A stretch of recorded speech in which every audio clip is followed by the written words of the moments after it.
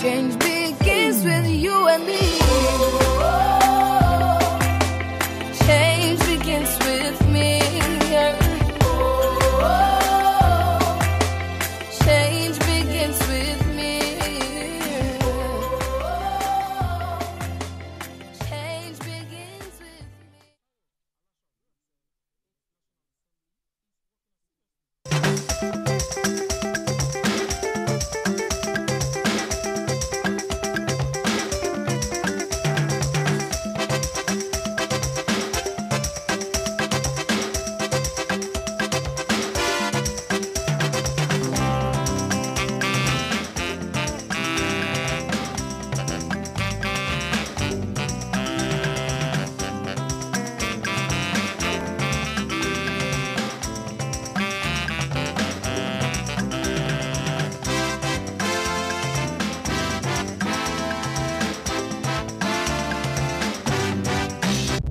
Information is power. Everyone wants power. So feel powerful with the NTA News mobile app, the one-stop information center. Real news at your fingertip. Be the first to report by uploading first-hand information on the U-Report link, and be the first to know by simply clicking on any of the links on the sidebar for headlines, domestic and foreign news, economy, security, politics, sports, and more. Stream live on your smartphone and tablets and stay connected. It's pretty easy. Simply download NTA News app from your Google Play Store and you're good to go. NTA News mobile app, your access to real-time information. You are watching NTA, Nigerian Television Authority. For more information and news updates, visit our website at www.nta.ng, or you can follow us on Twitter at NTA News Now, or you can like us on Facebook at NTA Network News. Stay connected on our YouTube channel at www.youtube.com/NTA News Online. Watch our live stream at www.nta.ng/live. NTA, you can't beat the rich.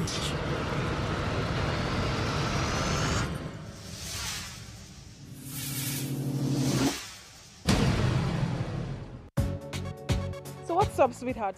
You really look like you're up to something. I have a secret. Okay. I'll be going to Europe next week. Seriously? Yeah. Like you have your visa, your passport, your plane ticket? No, not that way. Some men are helping us. We pay them, they take us through the desert, and then we cross the sea into Europe. The desert, the sea. Isn't that the route where many have died? Yes, it is indeed a very dangerous journey.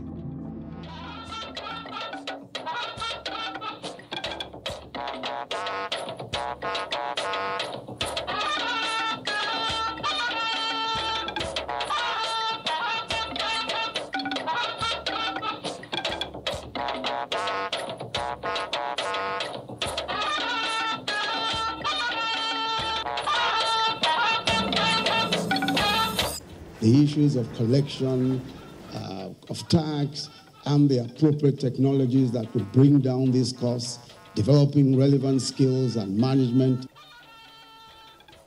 Linking tax with development. Tax administrators meet in Abuja to chart new ways for improved tax administration in Africa. We are very conscious of the fact that there's a need to bring interest rate down, but we think that we are not there yet.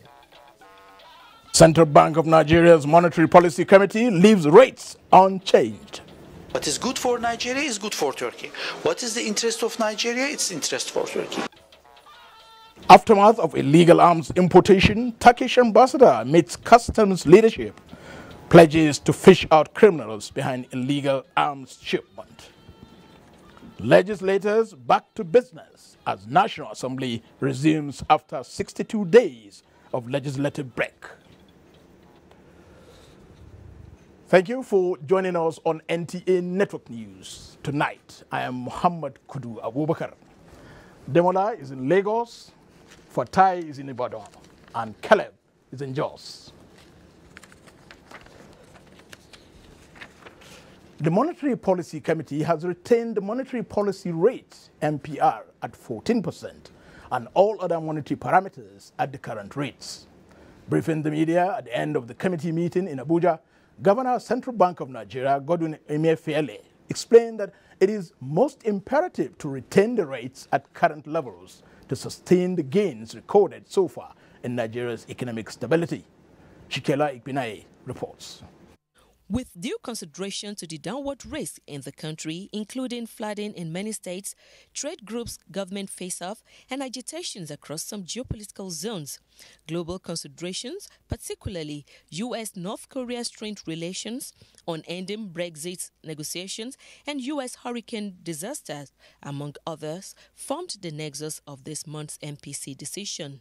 For the MPC, further tightening the policy rates will rein in inflation, but with high interest rate effect and an opposite effect resulting from loosening the rates. But most importantly is the need to consolidate on the gains recorded over time from the tightening stance. We are very conscious of the fact that there's a need to bring interest rate down, but we think that we are not there yet. Because if we reverse the trend, or if we do what most people expect, the truth is that it may, I don't want to say would, it may reverse the gains that we have so far achieved in exchange rate stability and even in the moderation of inflation. The committee is satisfied with the slow and steady progress of the economy, especially the effect of fiscal policy actions, which is evident in the country's exiting from recession, but calls for caution to sustain the growth. In Abuja, Shikela Ikpinaye, NTA News. Joining us in the studio now is Dr. Uche Uwaleke, Associate Professor of Finance, Nasarawa State University. Welcome to NTA Network News Studio. Thank you. The current monetary policy parameters remains at 14%. Is this good for the economy, even though it's believed that it can increase production? Yeah, thanks very much. You see, the monetary policy has been tight since July last year, with the MPR at 14%. And the choice before the Monetary Policy Committee at today's meeting was actually to either tighten it further or to hold it, leave it unchanged, or to ease monetary policy. Tightening it would, portray the central bank as being insensitive to growth because it will dampen demand and then result to weak aggregate demand. So that option was quickly, thrown out. Okay. And the option to ease appeared strong and persuasive in the sense that if you lower the rates, for example, if you ease monetary policy, you increase access to funds, by the real sector. That's where you reduce the cost of, capital. If you also ease, okay, you also ensure that the cost of servicing government debt, is further reduced. So you have these advantages, So you believe this retention will boost the economy? No, the point I'm making is that we should also understand the challenge that the central bank has. There is what is called the monetary trilemma. No central bank in the world, can pursue the exchange rate stability, lower inflation, lower interest rate, all at the same time. So the central bank, has this challenge, and that's why the central bank is also looking at the gains already made, yes, both in the foreign exchange market, because easing would, would tend to worsen the gains already in the foreign exchange market. And the what do you think now? What do you think now the Monetary Policy Committee and the Fiscal Policy Committee should do to further strengthen the economy? Yes, of course, it's not just for the monetary policy alone, and that's why the central bank and the MPC even called on the fiscal policy to complement their effort by ensuring, for example, that the 2017 budget is implemented in line with the economic recovery and growth plan. Okay, by also ensuring that the executive order signed by the vice president, acting president at the time, is fully implemented, because that executive order, was with respect to easing doing business in the country. So the fact that you have inflation at 16.01%, for example, and you have interest rates lower than inflation, gives you a negative real interest rate.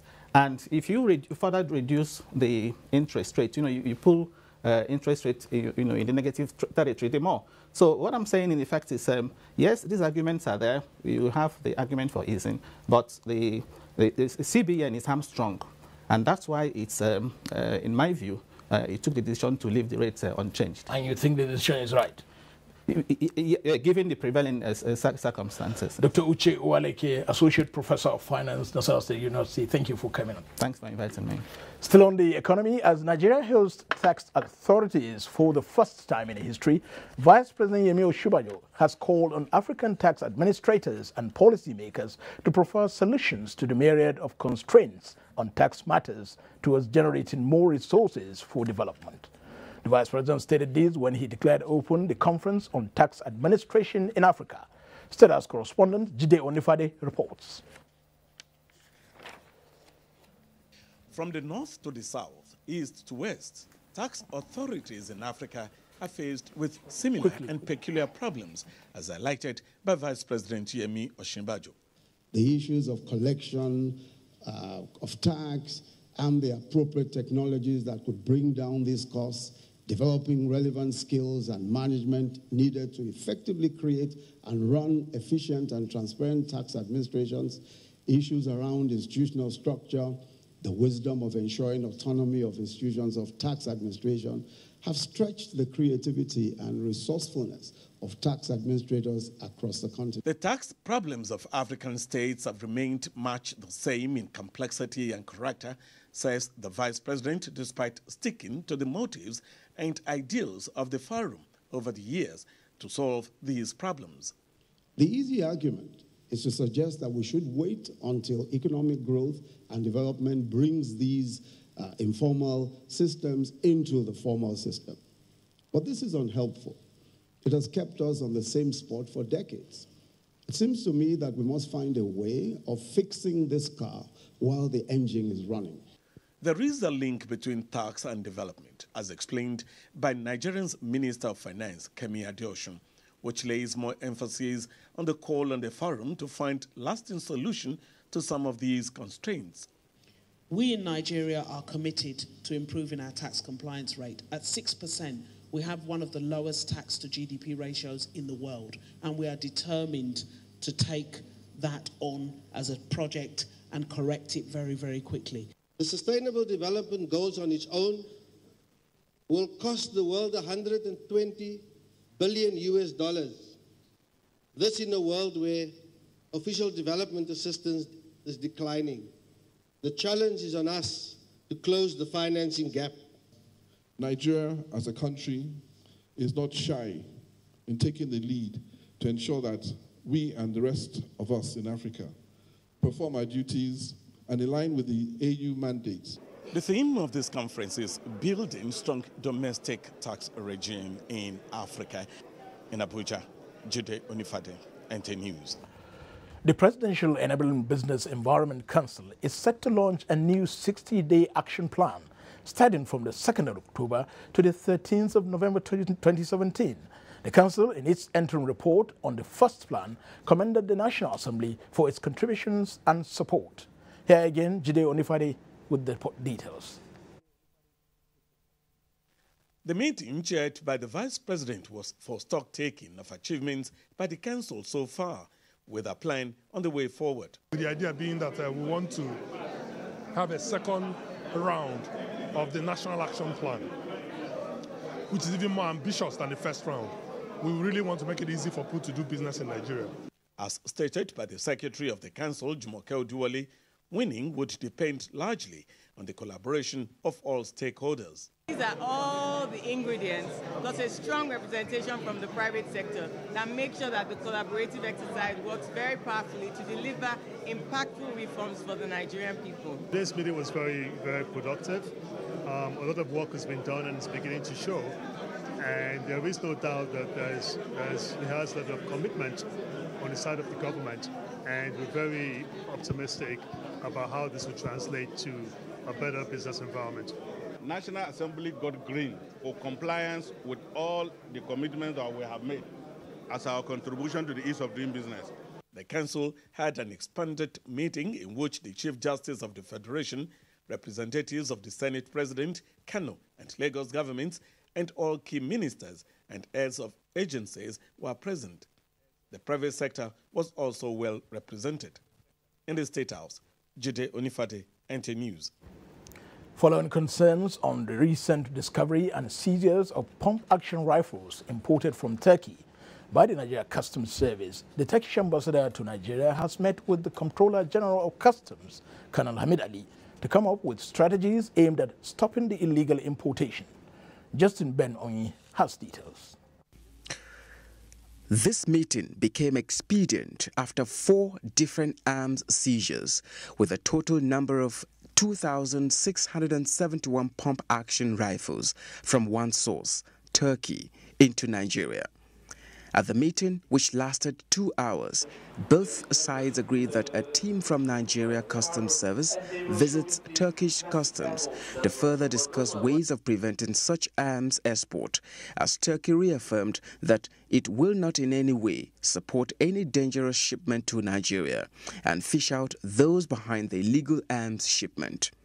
What is good for Nigeria is good for Turkey. What is the interest of Nigeria? It's interest for Turkey. If there are some arms illegally smuggled from Turkey to Nigeria, together with the Nigerian authorities, we explore the matter and we solve the issue. But I would like to make sure the Nigerian public, esteemed Nigerian public, the fellow Nigerians, we never do deliberately anything against the interest of Nigeria. Nigeria Customs Service is to provide the Turkish authority a list of prohibited items and, in the case of arms, sample of end-user certificate to help them verify always before approving any legal arms export to Nigeria. In Abuja, Justin Bemunyi, NTA News.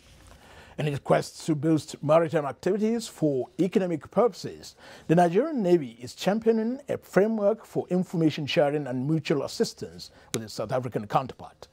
Chief of Naval Staff Admiral Ibok Ite Ibas hosted the Chief of South African Navy, Vice Admiral Musiwa Shilongwane, who is on a working visit to Nigeria. Defense correspondent Isaac Nkuma reports. The navies of Nigeria and South Africa have a long-existing relationship which dates back to the early 90s. During the period, they initiated a strategic forum where navies of African nations were mobilized in tackling maritime challenges through a sea power symposium. Though they have been meeting at different fora, this visit by the Chief of South African Navy, Vice Admiral Musiwa Shilongwane, is to enable the two nations fashion out new strategic initiatives that would further enhance the security of their territorial waters for socio-economic development. Maritime crimes are known to be transnational in nature. We are going to further explore areas that our two navies will develop capacities to be able to confront the myriads of challenges that face our navies. The South African Navy chief had visited some facilities of the Nigerian Navy in Lagos before arriving Abuja. Isaac Nkuma, NTA News. 5 Nigerians have been shortlisted for the prestigious International Telecommunications Union ITU Award in Busan, South Korea.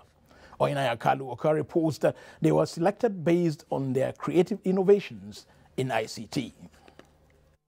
Of the 6 Nigerians screened, 5 were shortlisted alongside contestants from other countries.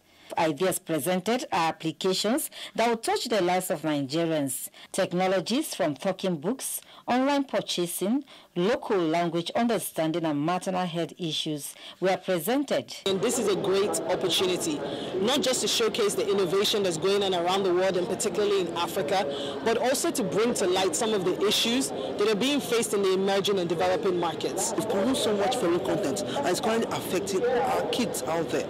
The audience we are targeting are not actually the Western and developed economy. We are targeting the emerging economy. Members of the jury comprise social entrepreneurship, tech experts, and visionaries. Some of the presentations that we've listened to from the Nigerian tech entrepreneurs have been very impressive. They're solving what I would call some of the grand challenges that we have in the country today. The innovators were sponsored by the Nigerian Communications Commission as part of its efforts to support tech SMEs in Nigeria. ICT applications will have one of the most vibrant, youth pertaining in, innovative applications. And an example is what is happening here. You know, the SMEs you see here are a testimony to how our youth can be innovative. Successful winner will be presented an award and will also attract investment from the global community. From Busan in South Korea, Oyinaya Kalu Oka, NTA News. You can watch this news live online via the NTA mobile app, which you can download on your Android devices at the Google Play Store or at the Apple Store if you use devices with iOS. Ahead on the news, sustaining economic growth in post-recession Nigeria on the front burner as the Senate resumes plenary. These and more after these messages.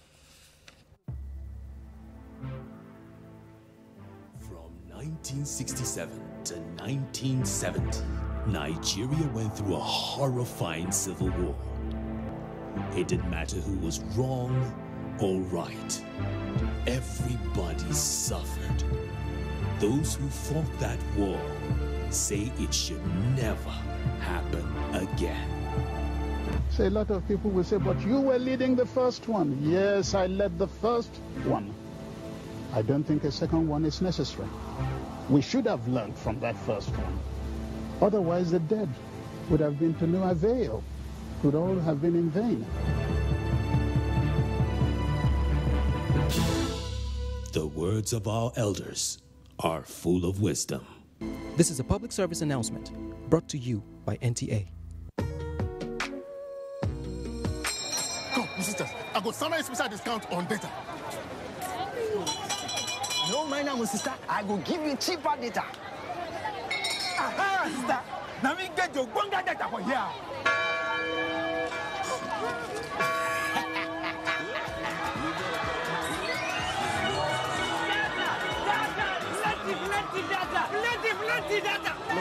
Hold on. Obago, everybody will enter. There's no need to rush. Now, so there's more than enough data for everyone, eh? Pepper them gang. Now, so you have every night, Pepper than the other for the data. Excuse me, ladies first. It's free data time for all Glow subscribers. Get 200 MB free data with free data day. Simply use 100 MB data plus 150 Naira on voice calls or 250 Naira on voice calls the preceding week to qualify. The largest data network, Glow, grandmasters of data. Thursday, September 28th is free data day nationwide. With Glow Overload, get 200 MB free data and make something happen. Nigeria is a strong emerging world economy with a population of over 170 million people. With the diligent work of the Standards Organization of Nigeria, in line with the federal government's economic diversification agenda, SON has put in place accredited laboratories to ensure that made in Nigeria products meet international standards and ready for export. SON regularly conducts products registration, certifications, factory inspections, monitoring, a metrology laboratory to get accurate measurements, while SONCAP checks the conformity of imported products and the SON Legal Act to prosecute offenders. Don't sell and don't buy substandard products. Before you buy, look well. See something, say something, or call these numbers. SON, improving life through standards. House of Representatives Committee on Pensions calls for a bill for an act to amend the Pension Reform Act 2014 to exclude and exempt members of the Nigerian Police Force, Civil Defense, Customs, Prisons, Immigration, EFCC, ICPC, Drug Law Enforcement Agency, and other related agencies from the application of the Contributory Pension Scheme, and also the bill for an act to amend the provisions of the Pension Reform Act 14 to reposition the Contributory Pension Scheme for effective service delivery. The House of Representatives consequently mandated its Committee on Pensions to carry out further legislative actions on them. Date, Thursday, 28 September 2017. Venue, House of Representatives New Auditorium, Room 034, National Assembly, Abuja. Time, 9 a.m. to 5 p.m. The following stakeholders are to submit memoranda in 30 copies and should be submitted to the Committee Secretariat at House Committee, Room 310, National Assembly, Abuja, on or before 26 September 2017. Honorable Hassan Adamu Shekarau, Chairman, Announcer. From generation to generation, Peak has always been there, giving me good nutrition and satisfaction.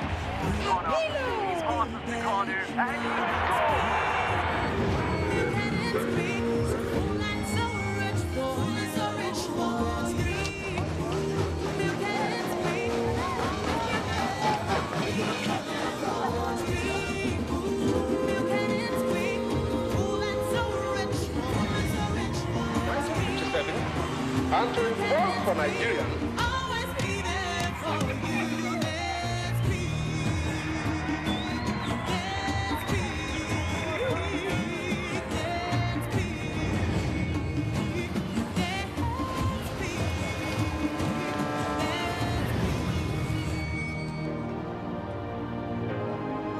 Thanks, Peak. I know you'll always be there for me. Ladies and gentlemen, please welcome the daring and invincible Louis the Mosquito. Responsible for 200 malaria cases all on its own. Is there anything that can kill Louis? Morphine! Presenting Mortise Power Guard. Its powerful formula kills malaria mosquitoes fast. So, get Mortise Power Guard.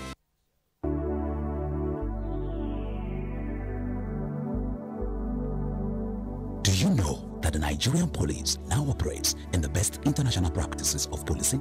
Do you know that the Nigerian police has been restructured to be more accountable and responsive to all your security challenges? Now, what the police demand from you is your trust, your collaborative efforts by providing necessary information about criminals and their activities in your neighborhood. Be vigilant to achieve our creed as we promise. We shall police the country based on international core values of policing with integrity. We shall ensure that rule of law prevails in our actions and activities. We shall respect diversity, display courage, show compassion, and demonstrate professionalism. We shall operate within the principle of democratic policing. We shall shun corruption, and we shall make Nigeria safer and secured under the leadership of IGP Ibrahim Otum Idris. Let the wind of change blowing across the country chase away crime for the benefit of our society. Yes, the Nigerian police says this change must come with peace and tranquility. This message was brought to you by the Public Relations Department of the Nigerian Police Force.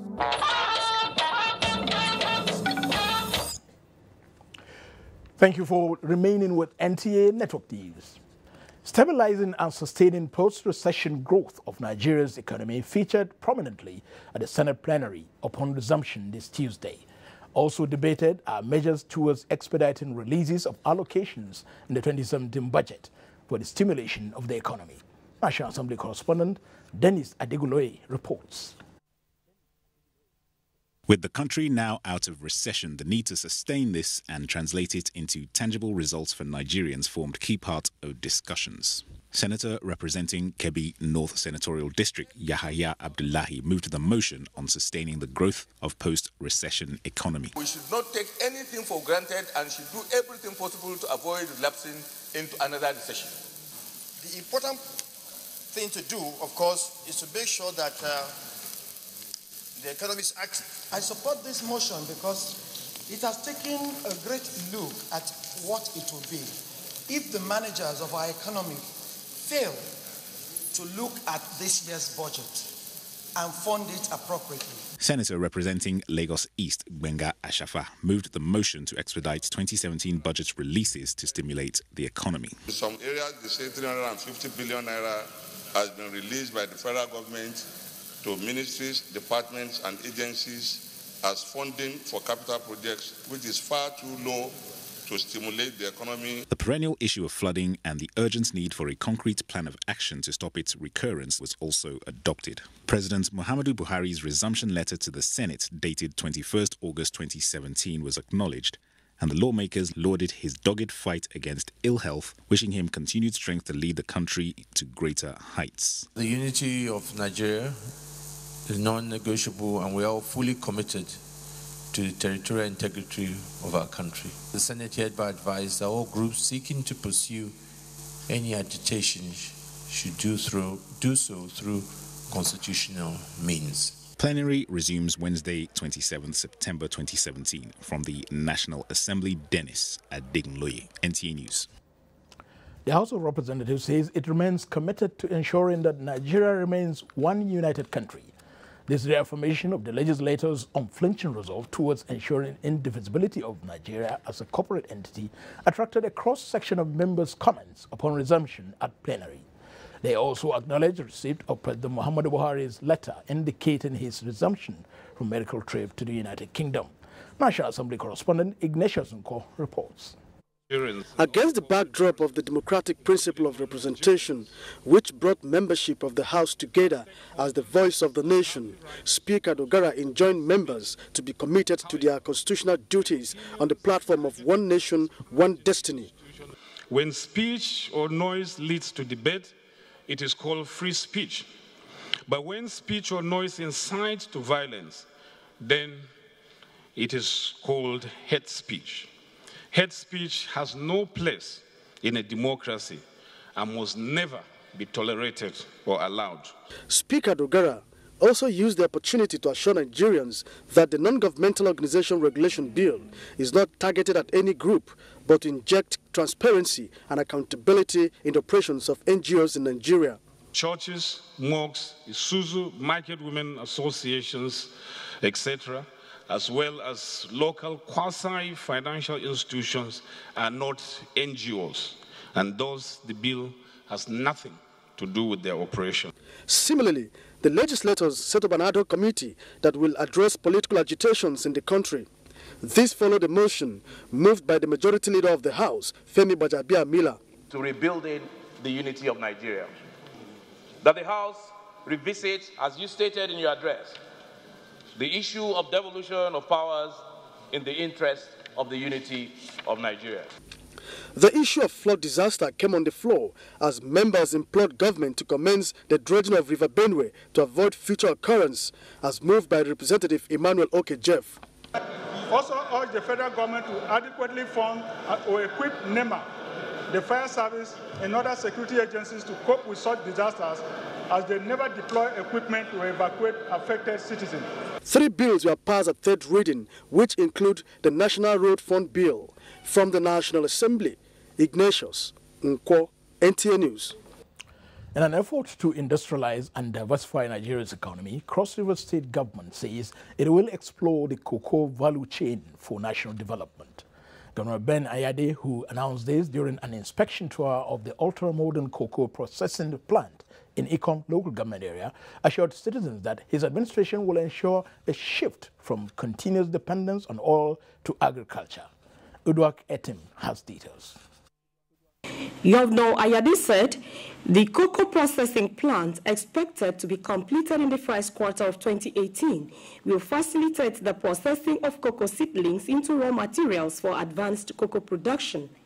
He maintained that the project, when completed, will boost the state's agricultural potentials and promote the massive industrialization drive of his administration, as well as explore the entire cocoa value chain in order to shift from continuous dependence on oil. Our design and install capacity today will be at about 30,000 metric tons per annum, but we hope to scale it up as we ramp into phase 2 and phase 3, ultimately to do about 350,000 tons per annum. The idea is that Cross River State must take a very firm and clear position as the leading light for cocoa production and cocoa value chain in Nigeria. Even with years of neglect, but cocoa is still the highest foreign exchange earner after oil. So you think of the multiplier effect. It's a laudable project and is in line with the President's Economic Recovery and Growth Plan, and I believe it's coming at the right time. Residents and farmers in the area described the project as a welcome development. When we bring our cocoa to the factory, it's being processed here, and the sales will be very encouraging. Very grateful to the governor for bringing this kind of project to our state. And we think it's going to be a very good thing for all of us to benefit. From Ikom local government area of Cross River State, Udwak Etim, NTA News. President Muhammadu Buhari felicitates with former lawmaker, politician and pharmacist Pa Ayorinde Fashami as he turns 92 years on the 27th of September 2017. In a statement signed by the Special Advisor to the President on Media and Publicity, Femi Adesina, President Buhari commends Pa Fashami's patriotism and loyalty to the country, especially his advocacy for peace, unity and progress of Nigeria. President Buhari also hails Pa Fashami's for regularly advising leaders on making the right choices for the sake of prosperity, saying his interventions is purely in service to the nation. Joining Pa Fashami's family and friends to celebrate the milestones and achievements of the non-Nigerian, President Buhari praised God to continually strengthen and grant him continuous good health. Time now to join Ademola in Lagos for more reports on NTA Network News. Over to you, Demola. Kudu, good evening and a warm welcome. Nigeria and South Africa are to strengthen their entrepreneurial relationship to ensure both countries remain market-based economy for the world. Wife of Nigeria's Chief of Naval Staff, Theresa Ibas, reaffirmed this when she hosted the wife of the South African Chief of Naval Staff in Lagos. Elizabeth Ewuga reports. This is not the first time that the wife of the Chief of Naval Staff, Theresa Ibas, will be meeting her South African counterpart. They had met this year in South Africa to deliberate on positive projects of mutual interest. Their vision is not just to strengthen the agricultural sector of both countries to generate broad-based growth to achieve food security, but also to empower the youth of both countries. Accompanied by some members of the Naval Officers' Wives Association, NOAA, on an inspection tour of some NOAA facilities, Theresa Ibas, who is also the president of the association, said the only way to drastically reduce hunger and unemployment in any country is to harness the youth through appropriate skill acquisition. I don't want anybody to have an excuse of not doing anything. No. The skill acquisition will be for everybody. So that will be my follow-up, to see that a lot of people have things to fall back to sustain their home. The wife of South African Chief of Naval Staff commended the initiative of NOAA and advised Nigerian youth to take advantage of the platform to become self-reliant and socially responsible. To teach, to make a difference in the lives of the young people, the youth that are living in Nigeria. They later interacted with the children at various levels in NOAA nursery, primary and secondary schools. In Lagos, Elizabeth Ewuga, NTA News. The growth of Nigeria's local content can only be sustained if a robust research and development mechanism is adopted. Executive Secretary, Nigeria Content Development and Monitoring Board, Simbi Wambote, said this at the maiden edition of the Nigerian Oil and Gas Industry Research and Development Fair and Conference in Lagos. Abolade Salami has the details. Development of the oil and gas industry through research and development is the catalyst which provides technologies that enhances development innovations and creative solutions towards national economic development. In pursuant of this development, the Nigerian Content Development and Monitoring Board, through our conference, has provided a platform where researchers and innovators in the oil and gas value chain can improve their skills through research and development. Executive Secretary of the board, Simbi Wambote, said the board, through its capacity building, has grown fabrication capacity to over 60,000 metric tons per year. He added that the fair will help promote the activities and efforts of indigenous researchers, as well as help stimulate utilization of Nigerian facilities and intellectual resources. This is to galvanize the industry to take on the challenge of research and development, because it's the bedrock of our industry. So we all have to get together and begin to research and look for alternative ways with which we'll extract the oil and gas from our dear country, Nigeria. Senate President Bukola Saraki, represented by the Senate Committee Chairman Upstream, Senator Tayo Alasha-Adura, said the 8th National Assembly is working assiduously to ensure the passage of local content development bills. A bill already in the Senate trying to say that R&D should be aggregated. Instead of every MDA putting money into R&D, and at the end of the year you don't see what they are doing, let at least a sizable percentage of it be pooled so that there will be one body that will go after research and development in this country so that we can improve on it. High point of the conference was the display of various research works at the exhibition stand. In Lagos, Abolade Salami, NTA News. You are still on to NTA Network News. We now take another break for some messages, after which the news continues shortly. Stay with us. Okay.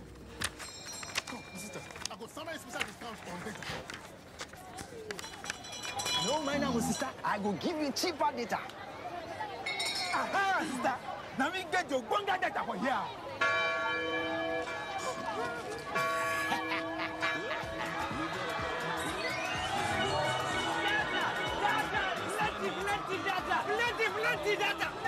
on. How about go? Everybody will enter. There's no need to rush.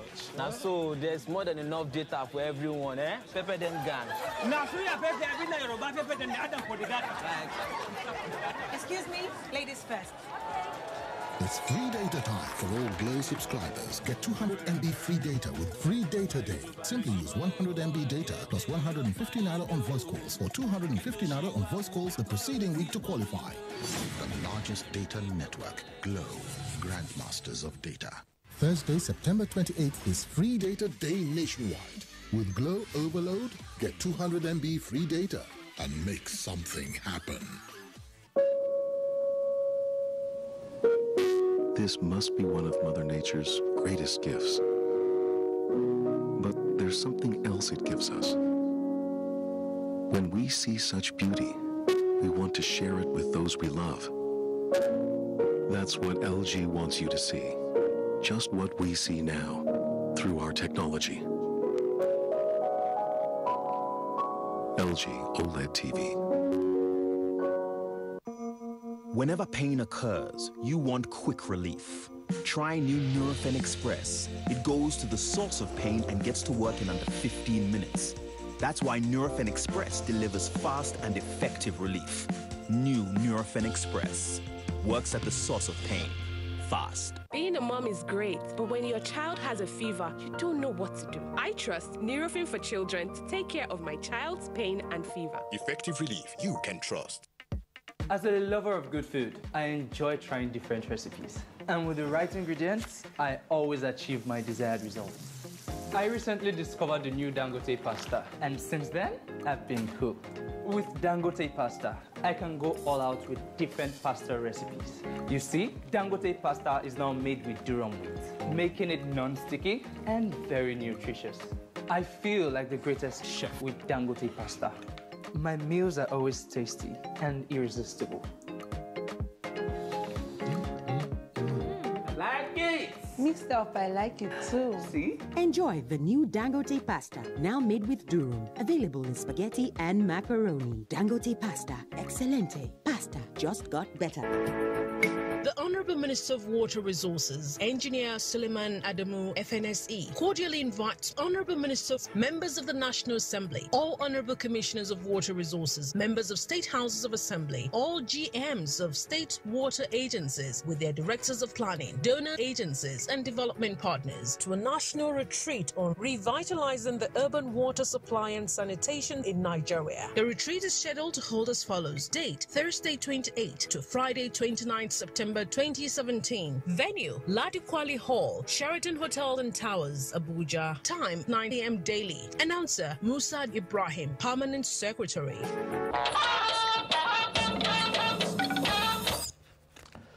Thank you for remaining there. Nigerian Stock Exchange declares total assets of 22.79 billion naira. An oil price jump on the heels of the OPEC's efforts at sustaining production cut. Details with Musa Abubakar on Business News. Hello and welcome to Business News. The federal government diversification policy has attracted 66.63 billion naira investment to the agricultural sector of the economy in less than 3 years. This covers direct investment, disbursement of loan facility to farmers as well as processors. We have been able to pay up to 940 million naira directly at interest drawback, and that interest drawback is a key support component. The Central Bank of Nigeria has injected $195 million into the forex market in the wholesale secondary market intervention sales of the interbank foreign exchange market.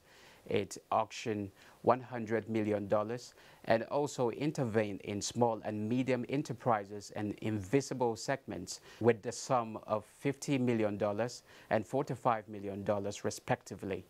The sale follows the major intervention last week to the tune of $545 million. The retail secondary market intervention sales received the largest intervention of $285 million. Other segments include $100 million offered for wholesale. The Nigerian Stock Exchange posted total assets of 22.79 billion naira, held in liquidity assets with accumulated funds of 19.31 billion naira. The exchange closed the year 2016 on a sound liquidity position. We now take a look at closing figures for Tuesday.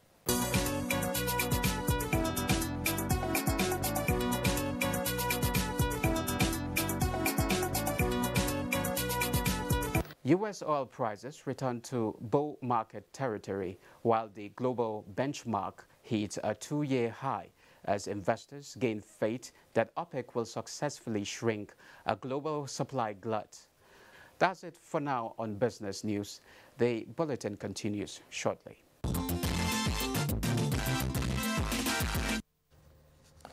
National Chairman of the All Progressives Congress, APC, John Odige Oyegun, says devolution of powers and resources in the Federation are critical issues canvassed by the various political parties that merged to form the APC in 2013.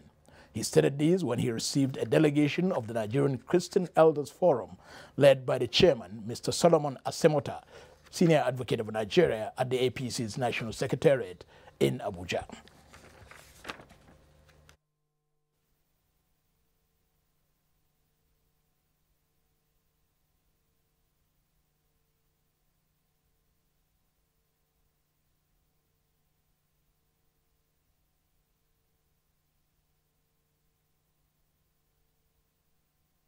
As a matter of fact, it was a basic issue at the coming together of the APC that we must take a fresh look at the distribution of powers and the workings of our federal system. At the end of the day, what will happen is what will make our federation stronger. So we're asking for opportunity to come and display our understanding at a commission where we will be able to look back at our country, the way we saw it. National President of the Christian Elders Forum there, Chief Asemota. National President of the Ohaneze Ndigbo leads peace delegation to Governor Simon Lalong of Plateau State. There's more with Caleb in Jos. Caleb, over to you. Thank you, Mohammed, and welcome to Jos. A delegation of Igbo leaders led by the President General of Ohaneze Ndigbo, Dr. John Nwodo, has visited the Plateau State Governor to reaffirm their commitment to the unity of the nation. Paul Dama reports that the visit is coming on the wake of heightened tensions, which almost disrupted peace and stability of the state recently.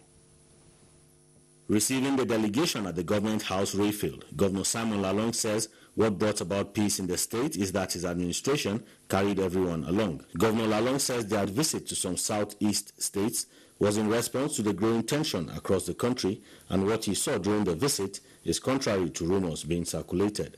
Some of them were already on the northeast of the police for criminal activities. I think one was caught by STF. I think he's giving unuseful information. President General of Ohaneze Ndigbo, John Nwodo, says recent events are a reminder of what led to the civil war, and it is only wise for those who witnessed it to speak out to avoid its devastating effects.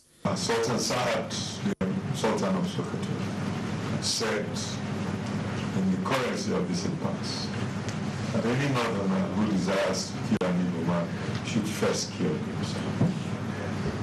Well, I say that any Igbo man who desires to kill any northerner in any part of southeast Nigeria should first kill John. He gave the assurances of the southeast governors and Igbo people that the safety of all northerners is guaranteed. In Jos, Paul Dama, NTA News. To reposition the National Youth Service Corps scheme to further promote national integration, a management conference of the scheme is underway in Jos. Felicia Dalio reports that Governor Simon Lalong, in a message to the opening of the conference, emphasized the need for strategic planning and restructuring of the policies and operations of the scheme. Simon Lalong of Plateau State, represented by the Deputy Governor, Professor Sonny Theodem, said the NYSC has demonstrated its ability to remain relevant in the life cycle of the nation through its activities. He urged them to improve on the giant strides so far achieved. At this important time in our country, when there is the cloud of destruction and other political and constitutional reforms, it is pertinent to enhance the operations of the scheme, which is where those enhancing measures integration and unity. Minister of Youth and Sports Solomon Dalung, represented by the Permanent Secretary Adeshola Olushola, while appreciating the NYSC renewed federal government's commitment to the scheme. Director General of the NYSC, Brigadier General Suleiman Kazaure, said the scheme is determined to consolidate on its successes. The NYSC has made significant contributions to the national government in the areas of education, healthcare delivery, agriculture, infrastructure, and other sectors of the economy. The conference has its theme, enhancing the operations of the NYSC through strategic planning. In Jos, Felicia Dalu, NTA News. Mohammed, Jos is done, so it's back to you. Thank you, Caleb. 34 kidnap and armed robbery suspects alleged to be responsible for the incidents of crimes along the Abuja-Kaduna Expressway, the Lakwaja and Niger and environs have been paraded by the Nigeria Police Force. Victor Azu reports that the suspects were paraded in Dikko near Suleja in Niger State. For some time now, travelers who ply the Abuja-Kaduna Expressway and residents of Lokoja, Mina, parts of Niger State and environs have lived in fear as a result of the activities of these men, allegedly so. Theirs has been a reign of terror, leaving a trail of agony in the lives of those who encounter them and their loved ones. In this operation that's still ongoing, 7 different armed robbery kidnappers and notorious kidnap for ransom gang, including those dealing in legal possession of firearms, were dislodged and busted in their hideout and camps between Dikko Mina and Dikko Abuja axis. A total number of 34 suspects were arrested. Of the 34 on parade, this gang of 8 specializes in donning military uniforms to deceive the public and kidnap or dispossess them of valuables. They are also alleged to derive pleasure in killing men in uniform. 10 victims were rescued from one of the gangs, and vehicles, arms and ammunition, television sets, phones and computers, among others, recovered.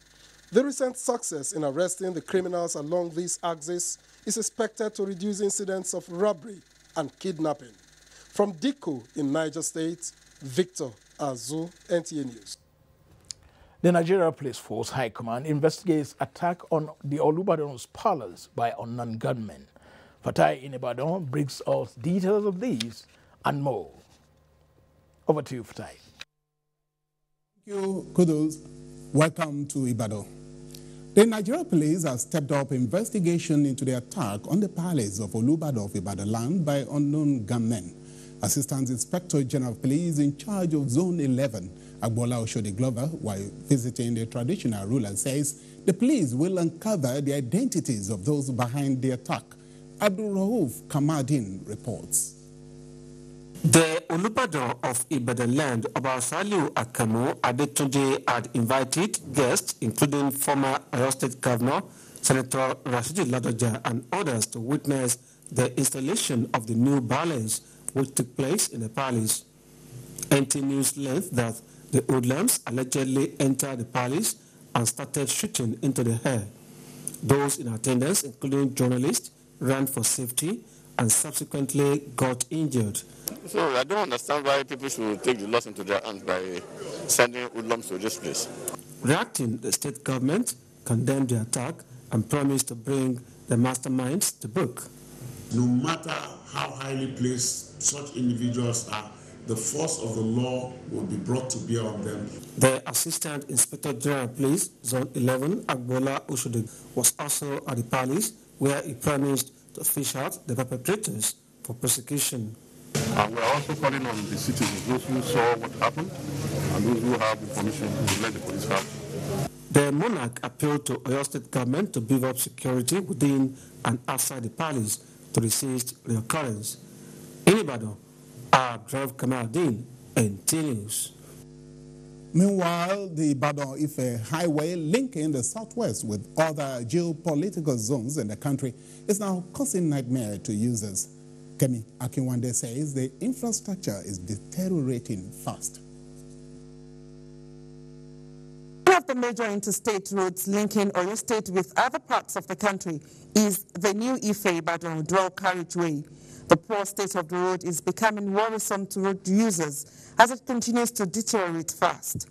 Starting from Bagi Alakia Adegbayi Oluwo Egbeda toll gate down to Iyanajia, the road, which is characterized by numerous potholes among other bad portions, is also lacking in drainage. Road users complained of loss of quality time while managing to maneuver through the bad portions. It is causing a lot of traffic. Apart from traffic, even spoiling a car, especially when it comes to rainy season, we find it difficult to any cars to move here. See gallop and so they get a slow pay. And some driver they will not know. But those private car, they just enter, carry them inside bush. From this Alakia now, the road is so bad to the extent that there is not any alternative road there. As at the time of those reports, efforts to get officials of the Federal Road Maintenance Agency were unsuccessful. Motorists, however, called on federal government to find a permanent solution to the issue to prevent avoidable loss of lives and property. In Ibadan, Kemi Akinwande, NTA News. That's it from Ibadan. We now return to Abuja for more stories on Network News. Thank you for time. Still to come, sports, weather prospects for Wednesday. Stay with the NTA. Managing natural disasters and arising challenges in Nigeria. That is the focus on Tuesday Live this week. Tuesday Live promises to be incisive, informative, and educative. Join us. Dettol team is visiting schools to teach children how to protect themselves from diseases. Do you know how we get illnesses like diarrhea, cough, and cold? No. They are spread through germs on your hands. Your hands collect germs that causes diseases. You pick up germs from any surface, like when you don't wash your hands after going to the toilet, while playing. And then you can get sick because of germs. That's why you need to fight germs to stay healthy by washing your hands regularly with Dettol soap to protect from up to 100 illness-causing germs. Wash, wash, wash your hands. What you have to do is wash, wash, wash your hands with Dettol soap every day. Wash, wash, wash your hands. The National Agency for Food and Drug Administration and Control, NAFDAC, is working to ensure access to safe, good quality essential medicines with the World Health Organization pre-qualification of made in Nigeria pharmaceutical products, stiffer penalties for fake drug offenders with a review of NAFDAC laws, national, regional, and international collaborations, cutting-edge technologies, including the mobile authentication service. The production and distribution of counterfeit medicine and adulterated food products have negative impact on our health and economy as a whole. I urge all Nigerians to support NAFDAC in safeguarding our health. God bless Nigeria. Let us support NAFDAC to win the war against fake drugs and other unwholesome regulated products. NAFDAC, safeguarding the health of the nation.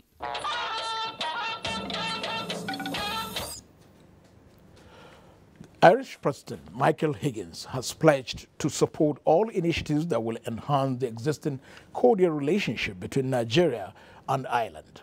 He stated this while receiving the letter of credence from the new ambassador of Nigeria to the Republic of Ireland, Dr. Uzoma Elizabeth Emenike.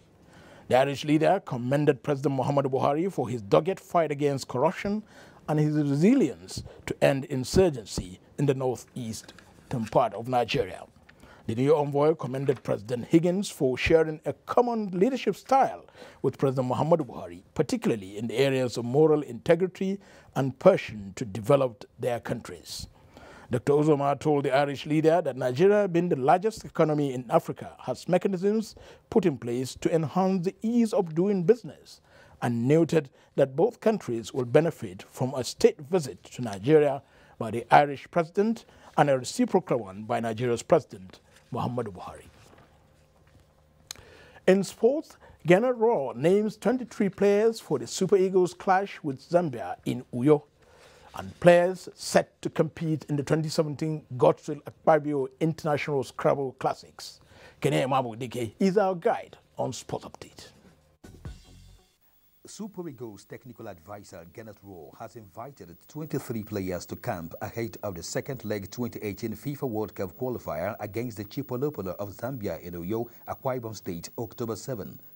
Daniel Abeye leads the goalkeepers with William Troost Echo and Leon Balogun among the 7 defenders, while Captain Michael John Obi is one of the 5 midfielders as Ahmed Musa and Victor Moses make the cuts for the forwards. Super Eagles on 10 points will aim to pick automatic ticket to next year's Mondial with a victory against their closest rivals in Group B, Zambia, which trailed the 3-time African champions at 7 points.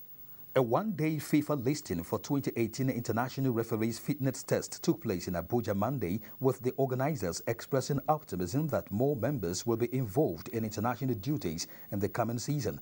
26 listed international referees and 48 invited ones participated in the exercise, which sought to determine their state of physical and mental fitness for the task ahead. Our objective is to inject in young, energetic, knowledgeable young referees into the FIFA list. All is set for the 8th edition of the Godswill Akpabio International Scrabble Classics, which begins in Uyo, Akwa Ibom State Thursday, with over 400 players from across the globe in participation. The 3-day tournament, which returns after a 2-year absence, will feature various categories, including the youth contest, as the competitors battle for a top prize of $10,000. The Akpabio Classic is even tougher in terms of competitiveness when it comes to playing Scrabble. Competitors for the tournament are expected to start arriving Uyo Tuesday. With Sports Update, Kanem Ima Abodike, NTA News. With this Sports Update, we conclude NTA Network News for tonight. Thank you for watching. Good night.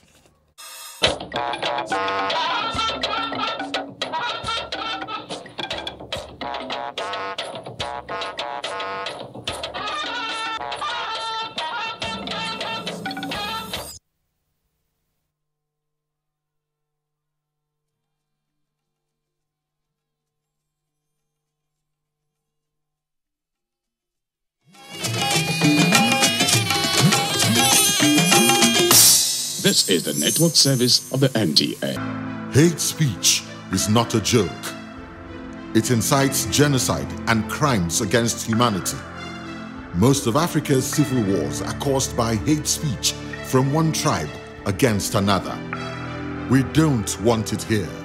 The Nigerian government stands firm against hate speech. I was distressed to notice that some of the comments, especially in the social media, have crossed our national red lines by daring to question our collective existence as a nation. This is a step too far. One nation bound in freedom, peace and unity. Nigeria, one nation, one people. This is a public service announcement brought to you by NTA. It is only in uniformed circles that traveling abroad is an aim. All you have to do is just look for a way to smuggle me to America. Wow, for real? What will you be engaged in there? Hit the streets of Massachusetts in high spirit, pop champagne. And most importantly, how will you travel? Call Samson. Call Samson. How genuine will your documentation be? Samson will not cause visa. By what means are you going? Not by road now. Countless African immigrants perished while trying to cross over from Libya to Italy just a few days ago. I Must Travel is the title of this week's very funny and educating episode of your rib-cracking comedy, Professor John Bull. Keep a date with us and see how far Flash and Samson get in the quest to travel at all costs. Over and out. Brought to you by Glow. The largest data network. Glow Unlimited.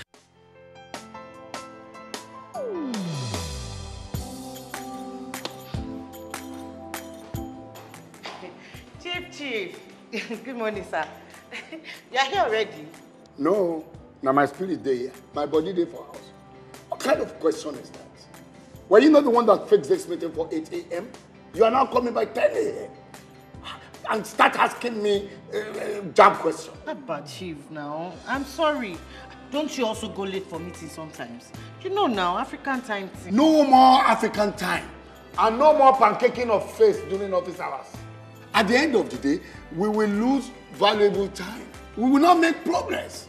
If we want to move this nation forward, we must treat business as business and respect time. Change begins with me. Thank you, sir. I'm sorry. Can we go for the meeting now, Chief? Better. This message is brought to you by the National Orientation Agency in conjunction with the Federal Ministry of Information and Culture. If you hear a bomb explosion or gunshots of an active shooter, that might be a terror attack. At such times, always remember 3 action words: run, hide, report. Don't try to run towards the terror scene to save the situation, because there might be a second bomb blast or another attack. Run far away and take cover. Make sure you are safe first. Yes, it is in our nature to sympathize over the hurt, but remember, only trained personnel can help in such situations. When in a secured environment, promptly call relevant authorities and help will come. For anonymous reporting, call 09630-3250-5 or 0813-2222-106. If you see something, say something. Nigeria, unite against terrorism. This message is brought to you by the Federal Ministry of Information and Culture. It's great to watch your favorite family shows, blockbuster movies, documentaries, and cartoons on StarTimes Combo Decoder. Actually, it's mind-blowing when you watch them in full HD. Come rain, come sunshine, StarTimes Combo Decoder guarantees an uninterrupted viewing experience. With the new StarTimes Combo Decoder, you can watch over 120 channels for as low as 5,900 Naira.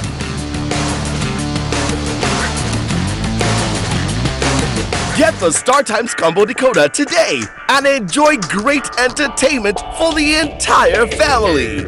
StarTimes. Enjoy digital life.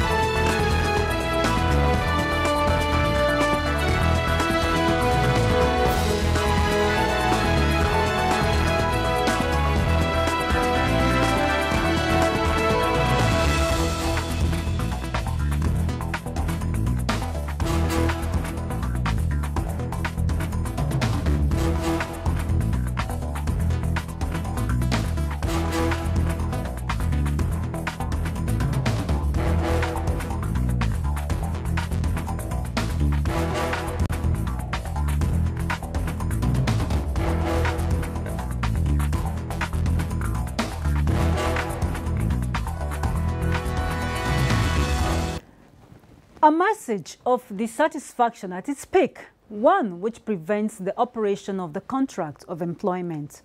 A phenomenon sanctioned, though, by the International Labour Organization as a fundamental right, but one that is fast becoming a constant in Nigeria. Strike or industrial dispute, originally meant to be the last option, in industrial relation breakdown, now the most handy bargaining tool of labor unions. At least, that's how a section of the population describe it. If it isn't oil marketers grinding the economy to a halt, it will be health workers leaving innocent and indigent patients at the mercy of auxiliary staff or university workers keeping undergraduates at home for countless months and sometimes pushing them to other countries offering substandard certificates and visas. No doubt, the working class over time has shown it is a force to be reckoned with in the process of policy formulation and implementation, using strike as an effective bargaining tool. However, considering the ripple effects of this recurring action, now viewed as the fundamental key in all success regarding industrial relations, many are worried. Why strike? What are the predisposing factors? What's the cost of strikes to the economy, people, and the future of the nation? Are there alternatives to strikes, even in the face of a stalemate? These are questions the Dateline 360 crew will attempt to answer. Thanks for joining us. I'm Hawa Salihu Adam.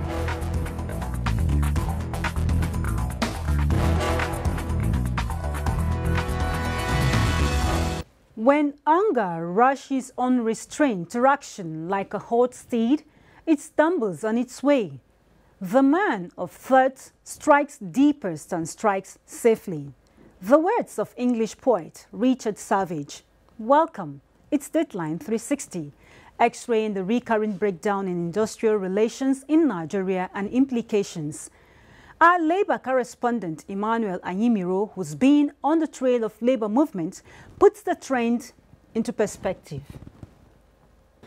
The history of labor movement over the years is characterized by industrial disputes as well as constructive criticism, dating back to colonial period through independence and post-independence era.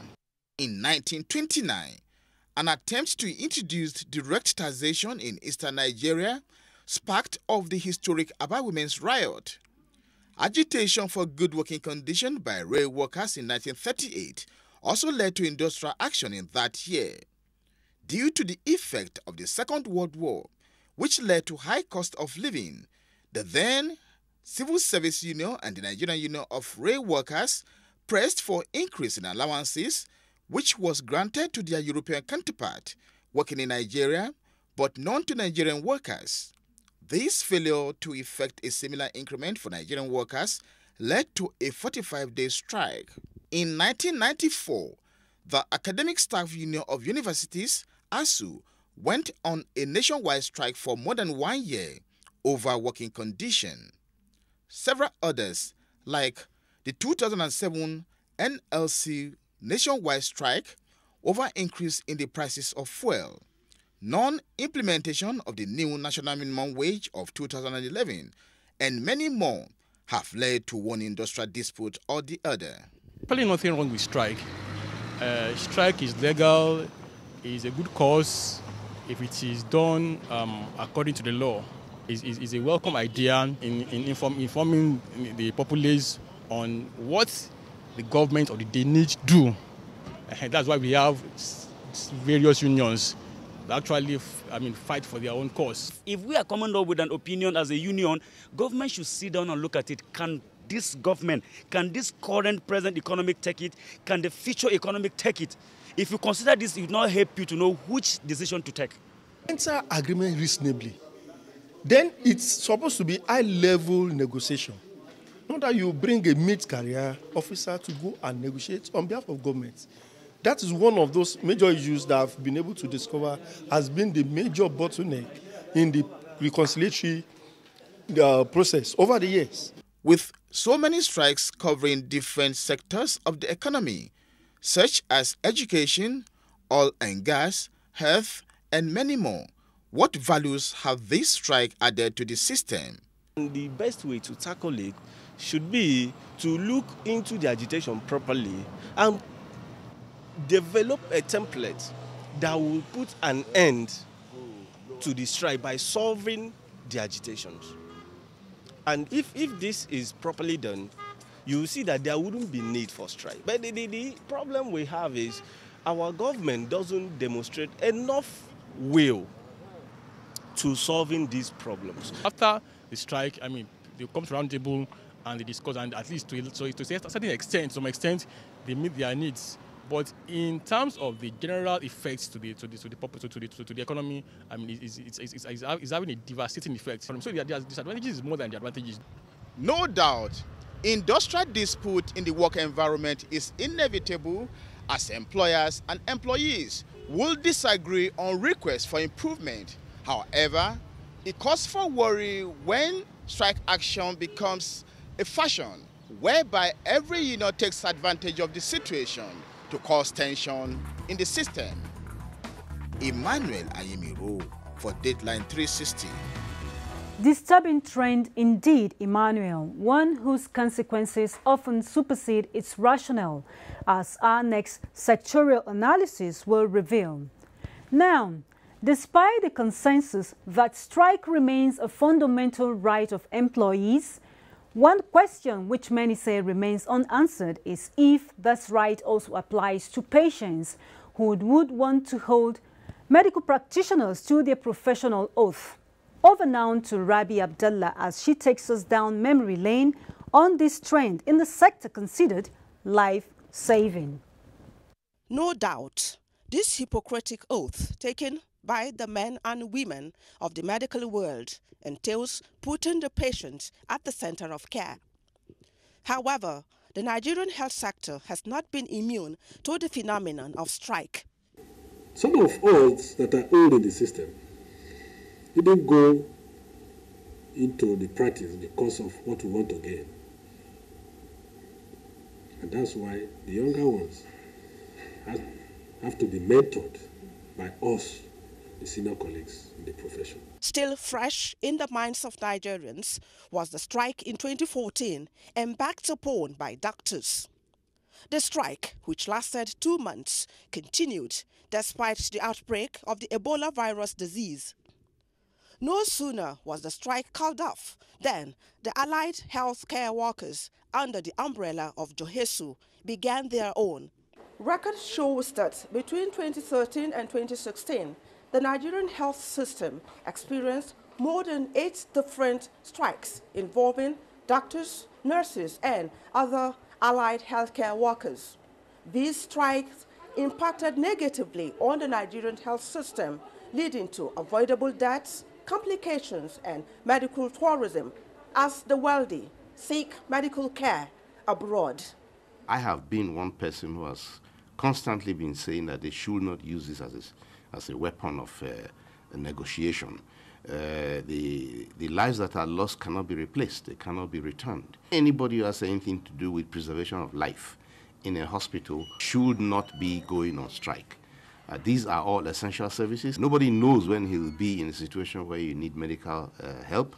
Poor infrastructure, poor personal remuneration, career stagnation, perceived discriminatory policies, and unhealthy rivalry, just to mention a few, are some of the reasons members of the health sector workforce hinge strikes on. There are, however, diverse opinions on the true underlying causes of strike. How credible are these strikes, you might ask? We are usually more rational in the way we approach things. A lot of things agreed upon that have not been fulfilled. The Presidential Committee on Industrial Harmony in the Health Sector, set up in 2010, produced a draft report which was not released. In 2013, another committee headed by the then head of service, Yayale Ahmed, came up with another report which the president is expected to study and take needful decisions concerning the Nigerian health sector. The government should be proactive whenever threat of strike is declared. They shouldn't wait until the tail end of the ultimatum. And leaders, we will not advocate our colleagues and our members being irrational. But at the same time, you can't push somebody to the wall and expect him or her to go beyond the wall. This government is a remedial government. The government is dedicated to changing things, changing the way things are done, improving conditions of service for all workers, particularly in the health sector also, and also for the patients, the end users, the consumers, to make life better, hospitals function better, bring better equipment and better organization. And we need some patience and also some cooperation in order to have that done. Stimulating discussions among health workers and managers on the best grievance management strategies for the sector with sustainable improvement in health outcomes is one analysts believe could bring about a strike-free Nigerian health sector. This is Rabi Abdullah reporting for Dateline 360. Strike-free health sector, the ultimate goal, Rabi. That day is what ordinary Nigerians who cannot partake in medical tourism yearn and pray it happens. While still at that, let's cross over to another sector with grave consequences on the psyche of Nigeria's future leaders. Olayinka Ojo brings the education perspective, specifically tertiary level, the most appropriate ground for the incubation of Nigerians tomorrow. Eating every day makes us unhealthy. Education as a great tool of empowerment is believed to be the way out of most challenges facing nations of the world. However, the education sector in Nigeria in the last 30 years has and is still witnessing what commentators call unprecedented distraction away from unrest and industrial strikes. Between 1979 to 1999, crises arising from unpaid teachers' salaries, degeneration of educational facilities and infrastructure at all levels led to several work stoppages. Statistics from the National Universities Commission reveal that from 1992 till date, the nation's education sector embarked on strikes over 23 times to drive home its demands. This has resulted to students spending over 6 to 7 years in school for a 4 to 5 year degree program. The result is the distortion of the academic calendar of most tertiary institutions. While the effect of such action on the academic performance of students may seem obvious, Dateline 360 still took up with those who should know. If you cannot do all, in every agreement there is always provision for review. If you cannot do all, call those involved. Tell them this is how far we can go. And it's only going to be fair if people agree that for 4 years that we have not insisted that this thing must be faithfully implemented, we have been generous enough. And it is not about fund being available. It is about seeing education as a priority. The different academic unions insist their actions are in the best interest of the students. How true is this assertion? And how has this move impacted the students? The ASU strike has both its advantage and disadvantage. The good side will be that we have enough time to prepare for exams and also find time to do other things, develop ourselves, get skills, and, as it were. Then the bad side, or I could say the disadvantage, would be that, most students would not prepare for exams only when the pressure for exams is actually there. Strike definitely is not a good thing to anybody. Interaction with people shows that it is not surprising that during strike actions, students engage in social behaviors detrimental to their academic pursuits. Our interaction on the field revealed that incessant strikes dwindle the academic performance of students. As learning is suspended for a long period, the student learning abilities fall. Knowledge acquired during the learning period is sometimes forgotten by some students. I can't use lab. I'm here to work on my project. Lab technicians are not working. I'm able to get reagents for my project work. This action turns some students into certificate seekers than knowledge seekers. With a conducive learning atmosphere considered a sine qua non for quality education, proper and adequate funding to encourage effective research, experts say, will assist in avoiding brain drain. No doubt, experts are of the opinion that disruption of academic calendar breeds frustration, emotional and psychological trauma.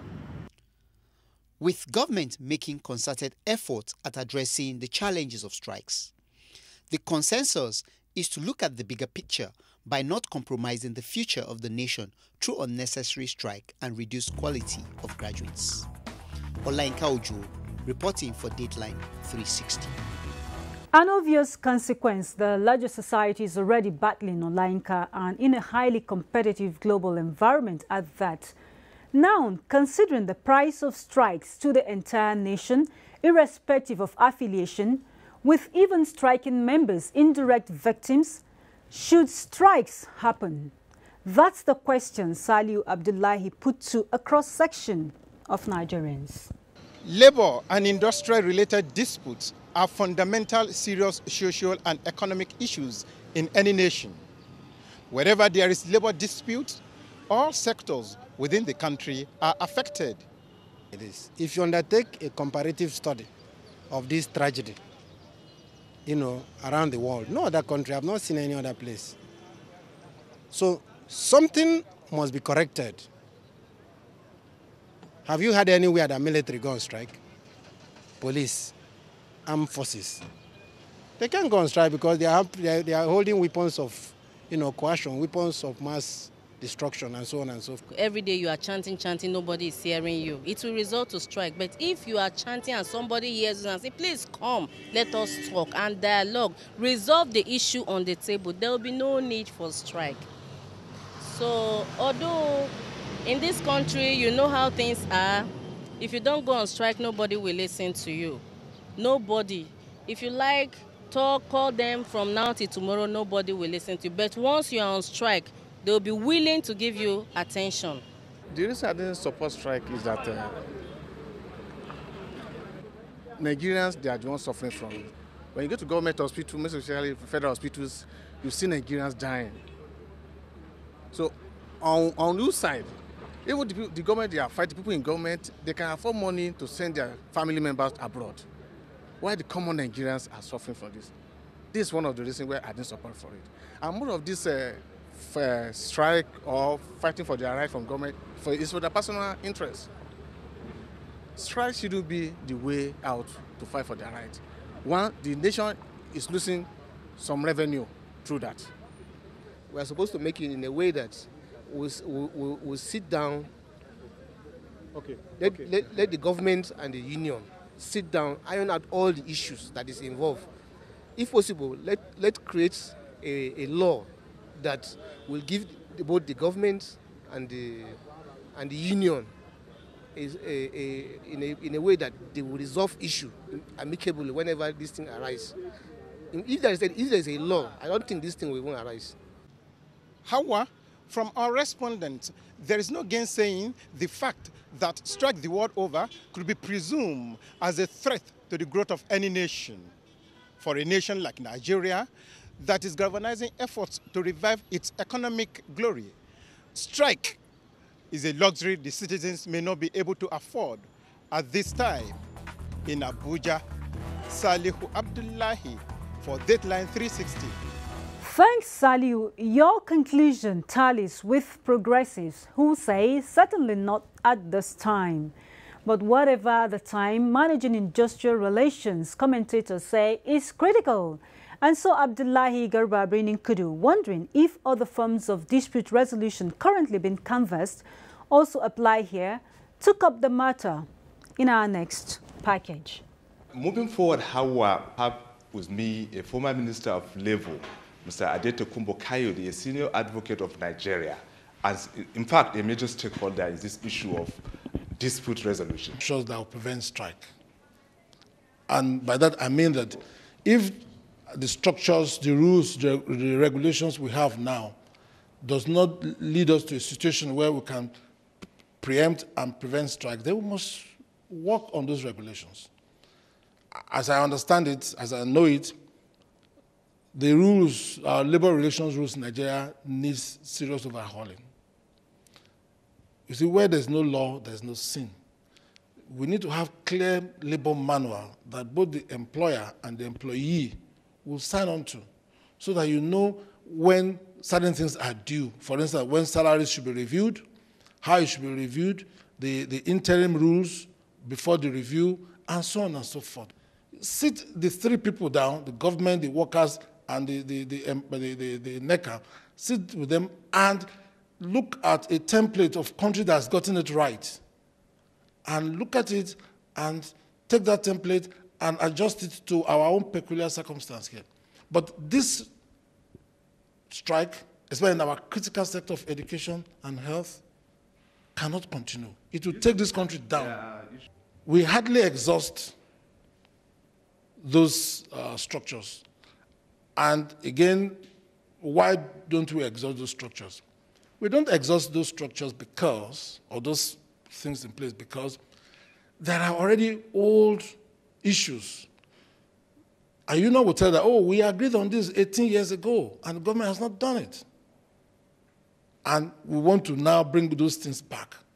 But Nigeria of 18 years ago is different from Nigeria of today.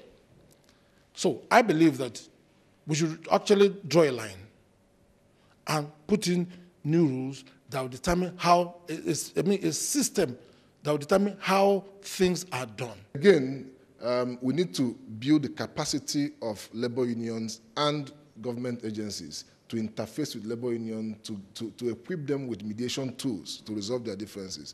Because in most cases, you find that at the end of the day, the settlement that comes out from the meetings that resolves the strike goes back to the same implementation issues, because what was resolved to implement will still be resolved to be implemented. And at the end of the day, after 2 years, we'll come back to the table. So our view is that we need to sit back and do a wholesome review of all labor negotiated agreements or settlements, to look at them with a view to know which ones are implementable and which ones are not implementable. Well, however, like explained by my respondents, there are avenues to resolve issues before going on strike. This will include procedures like appearing before the arbitration panel and also the industrial code, which is there to resolve issues like this. Perhaps issues can be resolved before resorting to strike. Reporting for Dateline 360, Abdullahi Garba. Sure, Abdullahi, perhaps if all these avenues are adequately explored, strikes may not even be an option, except in extreme cases, and ultimately the entire system then could work more effectively. Only thinking out loud. A famous statement turned cliché says, "I'd rather have strong enemies than a world of passive individuals." In a world of passive individualists, nothing seems worth anything simply because nobody stands for anything. Words which give credence to the fact that any nation interested in progress needs a push, which sometimes strikes or industrial disputes provide. However, as our findings on the field have shown, it isn't all the time industrial disputes occur that they represent the interest of the larger society or even the group so proclaimed. While pressuring government to meet lawful demands, advocates of alternative dispute resolution portend better understanding by both warring parties of emerging trends in labor relations, appreciation of national potential and capabilities at every point. Commentators also agree should be considered in the bargaining process. And finally, agreements reached, kept. Send us your views on Dateline 360 at nta.ng or at NTA News Now. Many thanks for your time, and bye for now.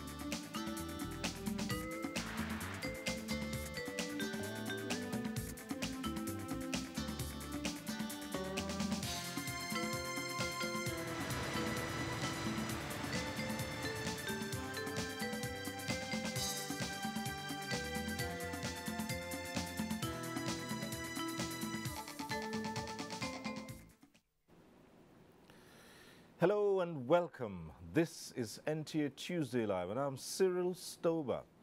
Now, natural disasters are global challenges to both developed and developing countries, impacting negatively on the socio-economic well-being of nations. Now, going by a study, natural disasters have affected at least 800 million people, caused over 3 million deaths, and destroyed property worth billions of dollars. Now, natural disasters appear to be on the increase, and with reports that at least 70 million people are vulnerable in disaster-prone areas in the developing world. Now, Nigeria is faced with natural disasters that include flooding, erosion, and tremors, taking the recent case of Kogi and Benue states, for example. For many, the 2012 massive flooding is one that raises fundamental questions on disaster management, preparedness, response, and mitigation. Tonight, we'll examine how best to tackle rising challenges of disasters like explosions, fire, crashes, and chemical or radioactive releases into the environment, as well as collapsed buildings. Now, how effective are early warning signals, disaster relief, and recovery? Well, these are some of the questions we'll raise tonight.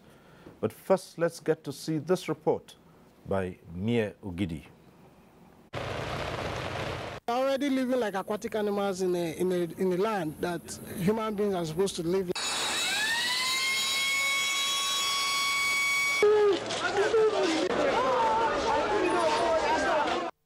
It is a fact of life that communities and nations face disaster, either man-made or natural. Realizing that disaster is a fact of life, the need to prepare for its eventuality readily comes to mind. But do we really prepare for disaster? If yes, why all these pains and anguish, let alone the colossal losses? In Nigeria, for instance, gully erosion, the outbreak of epidemics like Ebola and Lassa fever, drought, plane crashes, road accidents, earth tremor, fire outbreaks, gas pipeline explosion, and more frightening is the annual flood disaster. From 1969 and 2012 alone, over 1,433 persons lost their lives to plane crashes in Nigeria, while fire outbreaks in major cities like Kano and Lagos is on the increase. Over 363 persons died during the 2012 flood disaster and 46 in the 2017 flood, and the counting is still on. A reflection of all these disasters comes with the sensitive question of how to prevent, mitigate, prepare, respond, and rehabilitate the victims. National Meteorological Agency and Hydrological Agency to inform them of the situations and advise them of the best way they should approach it through enlightenment, possible evacuations, and other related efforts. We have done that much earlier before it occurs. In Niger State, for instance, over 11 persons died in July, with 30 houses destroyed, and within this same period, that is 8th and 9th of July, Lagos State also recorded huge losses. Ebonyi, Kwara, Kebbi, Rivers, Imo, and Oyo states also recorded losses to the flood. But the latest is Benue State, where over 100,000 persons rendered homeless. In moments like this, partnership for quick response to risk reduction so as to strengthen the resilience of vulnerable groups to cope with the situation is of paramount concern. Government at the federal level are already planning to help, but we all know what Nigeria is passing through today in terms of funding, especially when it comes to government. So we need to put hands together to save the situation. Drawing from the humanitarian assistance and visits from the government and private sector in the event of disaster is rated high in Nigeria, but more still need to be done. Mie Ogidi, NTA News. That report sets the tone for tonight's discussion.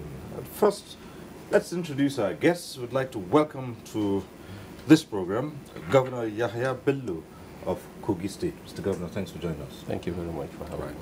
We're also joined tonight by Obin Chidoka, who's chairman of the House of Representatives Committee on Environment and Habitat. Thanks for joining us. Thank you. Thanks for having me. Let me also welcome tonight Professor Sani Abubakar Mashi. He is the Director General, Chief Executive Officer of the Nigerian Meteorological Agency, NIMET. He's a professor of geography with specialty in environmental application of remote sensing. Prof, thanks for being here. Thank you very much. Okay, and we're also joined tonight by Clement Nze, who's Director of Engineering Hydrology of the Nigeria Hydrological Services Agency. Thanks for being here. It's my pleasure to be here. Right. As usual on this program, we acquaint you with the procedure. At the appropriate time, you can get to be part of the discussions. The various platforms will be on your screen. We advise you take advantage of them and join in the discussions in the studio.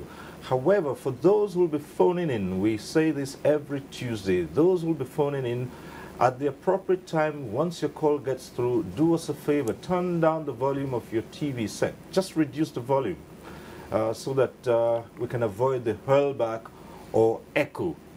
And the best way to know your call has been passed through is your name will appear on screen. Once your name appears on screen, just go right ahead with a question or comment. Don't bother too much about the greetings. Just go straight to the point. And whatever issues you raise, our guests will be willing to address them. For all the others who would be taking advantage of the other platforms, your views are welcome. And we'll try as much as possible to accommodate them on this program. So once again, welcome to Tuesday Live. And, well, the issue is about disasters, response, early warning systems. But let's start from the premise of a warning from two neighboring countries that they're about to release water from their dams. And the question is, are we set? Are we ready to withstand whatever repercussions might come as a result of? Let's go over to Clement Nze of NYSC, the Nigeria Hydrological Services Agency. What do you make of this early warning? Thank you so much, viewers at home. It was on the, if you consider the hydrology of Nigeria, there are two transboundary rivers that are outside our control. That whatever happens upstream eventually gravitates down to Nigeria. Now, on the river Niger, there is a station at Niamey in the Niger Republic. On the 1st of September this month, the level of water got what we call yellow alert, 5.8 meters. On the 7th, it got to the orange alert, about 5.9. And it was still moving forward. And then that same figure, the information was transmitted to NYSC, to Nigerian government through NYSC. And then we went on air to alert necessary organizations, for instance, NEMA, which eventually called for a meeting, a coordination meeting on the 3rd of September. We also got in touch with Cameroon to ask whether there's any release of water from the Lagdo Dam. My colleague there, Abdullah Seno, told me that they are in deficit in terms of filling the dam, Lagdo Dam. So there's no release for now from Lagdo Dam. So we transmitted the information to the relevant authorities. We went on air. I was on FRCM for several, periods to alert the country about what was coming from Niger Republic. And also the operators of River Kainji and Jeba dams, they were informed about the flood. There's a paper I have here showing the propagation of the flood from Niamey. Fortunately, Kainji and Jeba, they are spilling water up to today to ensure that if anything is coming upstream, they will block and ensure that nothing goes downstream to devastate the downstream dwellers. So for now, there is no risk. As of today, Kainji Dam, the water level is 141.19 meters, which is a safe level. However, they are spilling water, and I will say there is no cause for alarm as of today. Niamey, the level is going down in Niamey. All right. Well, there might not be any cause for... As of today also, at Lokoja, our level there, downstream the confluence of Niger and Benue, the level is 9.40 meters. No, it should be going down. Right, nothing to worry about. Nothing to worry well, good enough. The governor of Kogi State is here. We'll be asking him in a moment or two. But let's still go along those lines and talk to the Director General of NIMET. And yes, no fear from the current release of water from dams in Niger Republic and Benin Republic. But of course, the rains have been very heavy in some parts. And putting that with what might happen, you still think there's nothing to be concerned about for now? Thank you very much. One thing that we need to know is that climate has never been static. It has been changing. And the changes that we have been witnessing, especially in this part of the world, is unfortunately a negative one. A negative in the sense that the pattern of the rains we are receiving has been greatly altered as a result of the change. You discover that the amount of water you are expecting at a particular point in time is much higher than what you have normally been recording. That is the product of the alteration. That being the case, it means if higher than normal amount of water will be received at a time, then it means there will always be excess water to flow. So even if you don't have releases from the major sources that are supplying water to the two major rivers, these localized changes that we have within the country are themselves enough to cause serious problems. When flood happened in Suleja here, there was no any release. Fortunately, like what we are hearing from NHSA, there has not been any serious problem. What is coming there around Suleja is a tributary that is that is being fed from some of the tributaries that are feeding into the Kainji, for instance, Kainji and Jeba dams, which is part of the Niger. So what we are trying to say here now is there are obviously sources of concern because the climate is changing and is changing for the worse. Worse in the sense that higher amount of water is being in form of rain is being received in different parts of the country. That exactly was what we predicted and what we alerted in March. We said, yes, if you look at the total amount of water that will be received in the 2017 rain year, it may be less than what we have been expecting. However, because of the alteration, we are going to expect situations whereby, especially in July and in August, and in some places right from June, higher than normal amount of water will be received in some locations, which means there will be too much water to be flowing over the surface. So people should be on the alert, especially those that are staying in riverine areas. Either which way, there's still some form of concern. But then let's talk to Obinna Chidoka. With all what we have heard so far, as chairman of the House Committee on Environment and Habitat, is Nigeria ready to tackle whatever might result from these changes in the climate and, of course, the actions of neighboring countries? So thank you for that question. I think I'll look at it from the legislative perspective, that Nigeria really needs to be prepared at all times. And why do I say so? I think that first and foremost, we should have agencies that are fully prepared. And I think that they should have sufficiently be able to understand the challenges ahead. So why you would know whether we're prepared is to look at the budgetary proposals. Now we have agencies like NIMET, you have the Hydrological Agency, you have NEMA, and even the first responders. They probably need to be well catered for to be able to understand the issues that are arising from, of course, climate change. It's become a catalyst, right from the normal high level of almost 3,000 meters of rainfall that comes in most part of Nigeria, and about 600 meters that go to the north. So if you put that in a factor, and the heavy rains and the climatic change, Nigerian agencies need to be very much prepared, and they need to be catered for. So they need to have what I would call research and development. They need to know what are the mitigation, what are the cause and effect. And I think that when that happens and they're fully prepared and they're fully budgeted for, and they have the right necessary tools to work, then they can predict accurately. And then not only predicting accurately, they also be able to know how to deal with this issue. Most of these are state issues. And we need to empower the state governments to be able to take actions that will protect our citizens from flooding, from other natural disasters.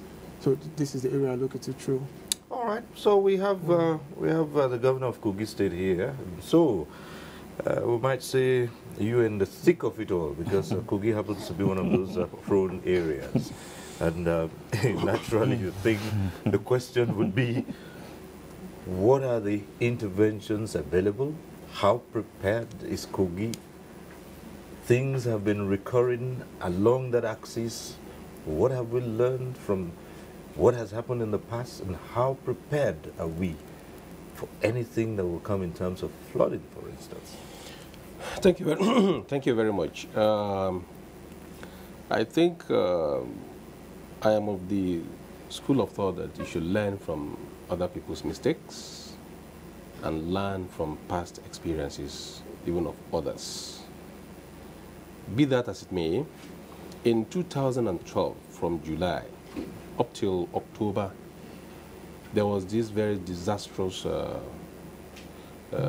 flooding that occurred in the country as a whole.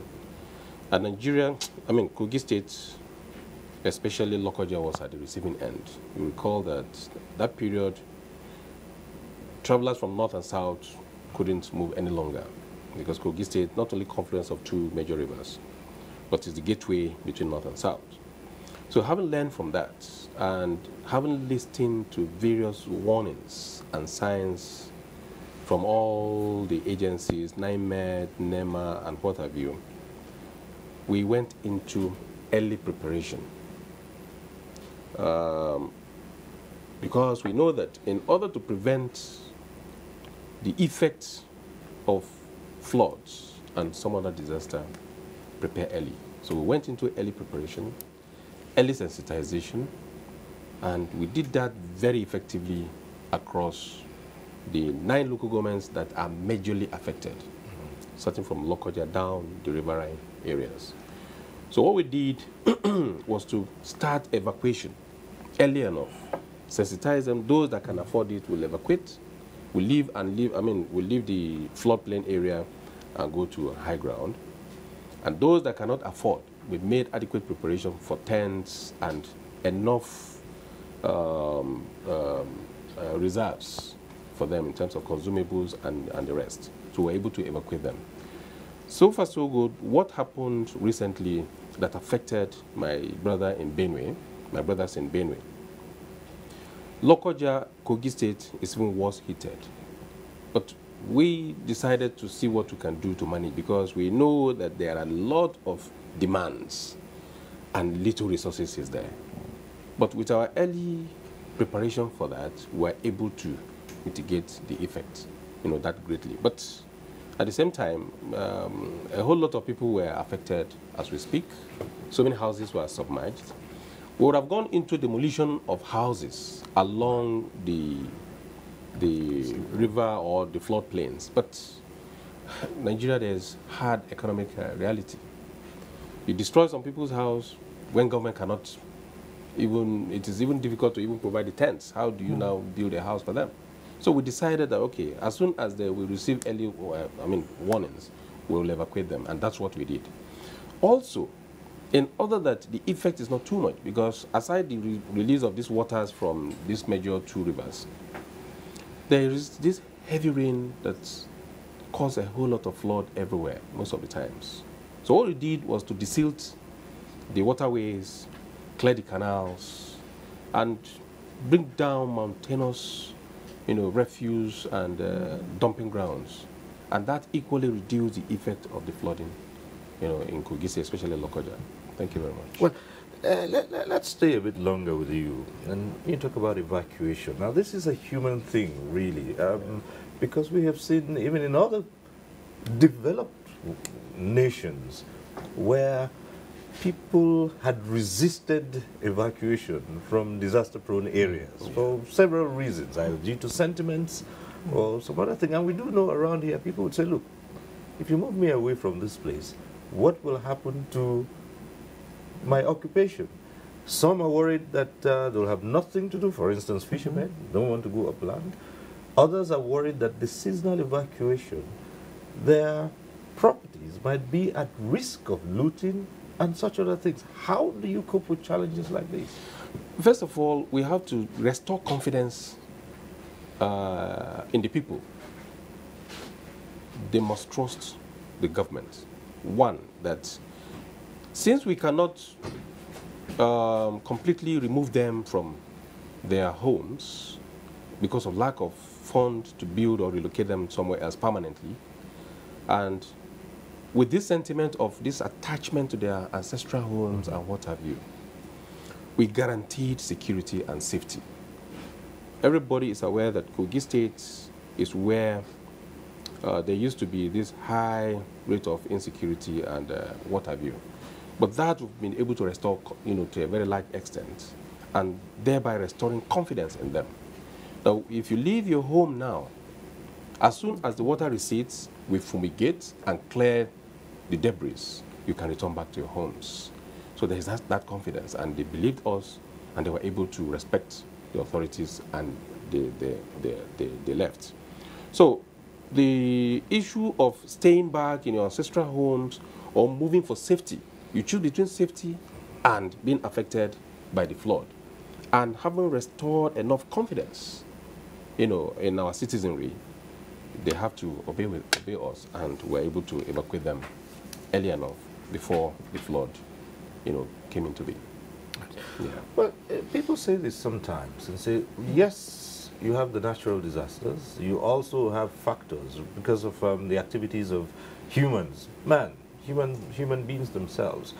But then it's felt that to a large extent you can employ the use of technology to mitigate, disasters like this, either by way of planning, talking about your dams. And let's start from the premise of, do we have adequate dams to absorb some of these overflowing waters? Thank you for that question. From my perspective as a hydrologist or as a civil engineer, the answer is no. Nigeria has about 200 dams and barely 56 large dams. A large dam, according to I-Code definition, International Commission on Large Dams, I-Code, any dam that is 50 meters high and above, that's a large dam. In Nigeria, we have barely 56. And then, going by Nigeria's land mass, we don't have enough dams. China has more than 23,000 dams. Canada, about the same size, less than Nigeria's size, has over 933 large dams, more than 1,000 dams on the whole. Go to US, more than 10,000 dams. Even some other smaller countries than Nigeria, they have greater number of dams than Nigeria. Dams serve some major purposes: for hydropower, for irrigation, for flood control, for maybe fishing and all manner of recreational activities. So the more dams we have in Nigeria, the more we can check flooding. For instance, when Cameroon began to build the Lagdo Dam in the early 80s, that single dam alone, the capacity is more than Kainji, Jeba, and Shiroro put together. It's about almost 8 billion cubic meters of capacity. They asked Nigeria to build dams on River Benue within our own portion. Nigeria didn't build any dam on River Benue. River Benue is a very fast-flowing river, very steep. So whatever is coming from Cameroon, is under free fall. It comes to Nigeria. Fortunately, this year, there was no release yet. In 2012, they released water from Lagdo Dam. About 3 days to the date, they have already warned us they were going to release, because Lagdo Dam was at risk. If it should break or any part of it give way, it will submerge in Nigerian part, Adamawa. It will submerge Taraba. Benue states and then start coming to Kogi states and then gravitating towards Anambra, Delta, Bayelsa rivers and so on. So Nigeria needs more dams, even some that can generate, even if it's 10 megawatts, 5 megawatts. You don't need to go to the national grid if for power supply. Now, these very active rivers in Nigeria within the river Benue axis, you have Kasanala River, you have Gongola River, you have is it Donga? A lot of them. They all empty into River Benue. We could impound them with a dam. Nigeria loses annually more than 200 billion cubic meters of fresh water to the to the Atlantic Ocean. We should be able to check, get them in Nigeria and make use of them in Nigeria. So we need more dams in Nigeria. I may still go further to give you figures of other countries. Yes, but seeing that, the very question that arises from that is, if this is so glaring, what has been the impediment to adopting these measures? Well, the constructing dams, especially the large ones, experiences have shown that the consequences of constructing large dams to a large extent tend to outweigh the benefits that are associated with them. We are talking of the social cost. Because when you construct, yes, you can block, you can modify the hydrology, but what happened in the downstream is of concern. What happened upstream is also of much concern. So in fact, because of the experiences, especially in tropical Africa, of the way we have been able to manage the consequences of dam has not been very effective. Many people have questioned the rationale of even constructing the major dams. So that is why the approach now, to a large extent, is people are trying to de-emphasize the construction of large dams. But like he is saying, if we can go after, like say, targeting the smaller rivers that are entering into the bigger rivers, there may not be the need for us to control large dams. What we need to do, if that is the case, is to check the amount of water that is flowing from these smaller rivers into the larger ones, so that at least you are freeing the bigger rivers, making them to have a large space to convey water, so that in case there is a release from large dams like Lagdo in Cameroon, for instance, the bigger rivers could be able to carry them. These are the basic impediments. The other issue is, beside the issue of social cost, the issue of maintenance is very important. You see, especially in Nigeria, to a large extent, over 3/4 of the land is situated on a geology that is known as basement complex. It gives rise to soils that are very sandy, that are soft, and therefore they can easily be eroded. So which means when you construct dams, you are invariably preparing ground for sediment to come and accumulate. Trap efficiency of reservoirs of modern design, even if the soil is not loose, is tend to be very high. In fact, for long it has been shown that in modern reservoirs, it can be as high as 70%. So these are also the other challenges that are there that is making this issue of dam construction to be a little bit less attractive in development now. Right, but beyond the dams then, what other measures besides, yes, you can have your early warning systems in place, but these are things that recur, and you cannot afford to have it happening year in, year out, because it also destroys the economy. Exactly. The reality is, you can't, in as much as climate is being forced to change, you must get consequences for that. And therefore, if there are those consequences, what you need to do now, if you can stop modifying the climate, forcing the climate to change, then you have to start modifying your way of life. Right. I'm happy what is happening in Kogi.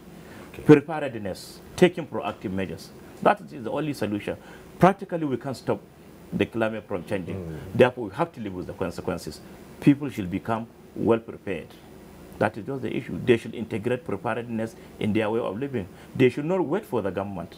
I'm happy Kogi State mobilize their resources, but do we have to wait for the government to set the tone before we start evacuating?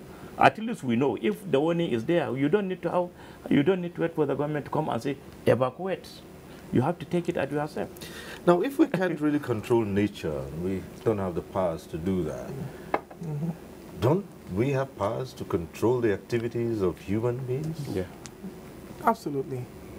That's what the point I'm looking at. The nature is there for us.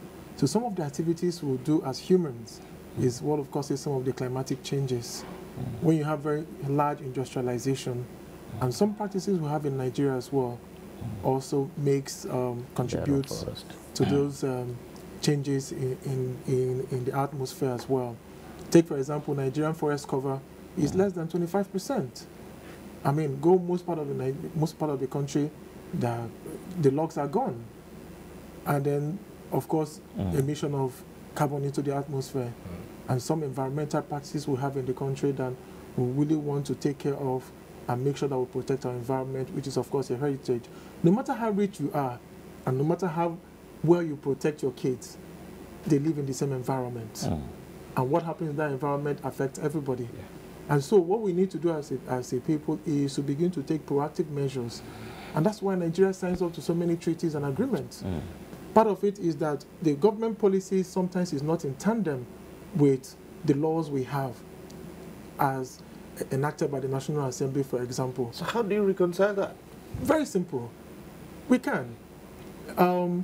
We've looked at it and said to ourselves that, like, for example, what we're about to do to have a national summit on the environment, what are we trying to say? It's not just about the summit and the talk.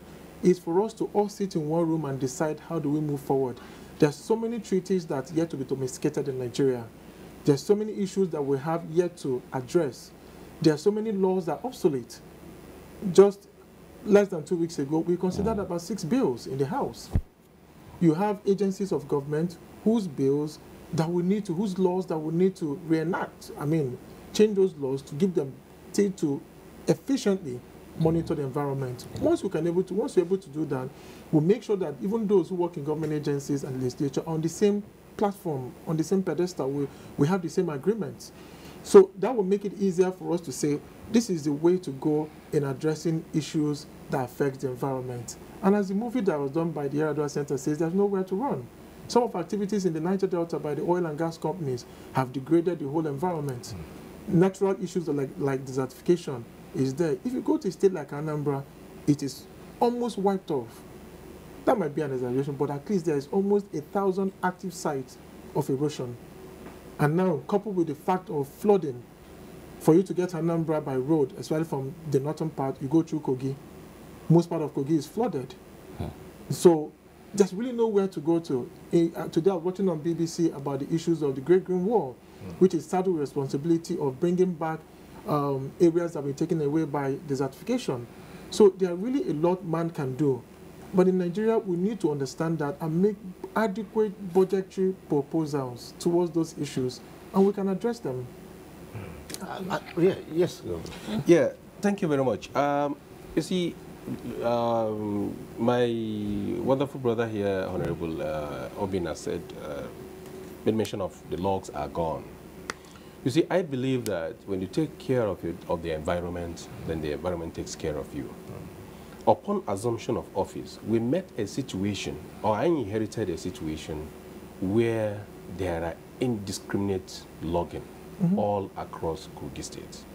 We immediately stopped it. We banned it in order that there will be regulation. That is one. As we speak, Lokoja does not have master plan. The old one that ordinarily should have been followed were never followed by the previous administration. So houses were being built indiscriminately on waterways and what have you. In fact, a flood plain, about 2 weeks ago when there was this heavy rain that flooded the Abuja Lokoja Road, that vehicles could no longer pass. I had to drop, stopped on the flood, and trekked inside the slum to see where human beings were living. These are the kind of the categories of people that we are completely going to remove from there. Those ones, there's no excuse. We must remove them completely from those areas.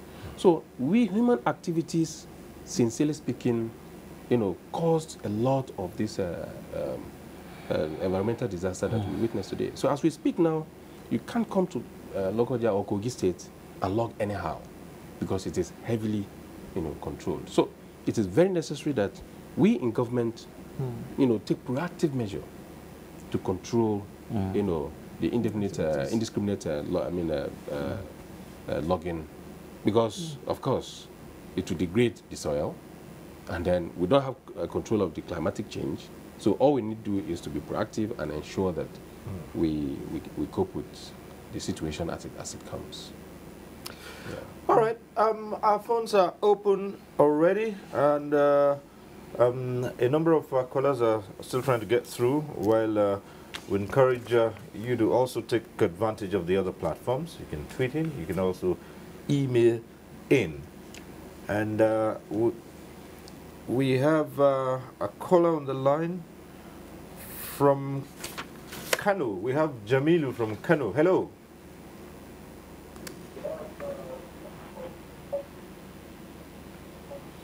Hello, are you with us? Yes, please. Good evening, Tuesday Live. Right, good evening. Okay, so my contribution tonight is, can you hear me? Yes, Yes, sure, go ahead. Yeah, good evening, Tuesday Live. Yes, good evening, go ahead. Yeah, okay, my contribution tonight goes like this. Yeah, we all know the reality is that climate change is a continuous thing, and that there is nothing we can do about it. So, but I think there are some things that are within our cycle of influence which can address some of the root causes of, people being trapped into this disaster. For instance, I can say government is not doing more in terms of land control and building control as well. You see a situation whereby you go to a lot of localities, you see people building on waterways, blocking, on waterways and all that. And government is doing nothing about it.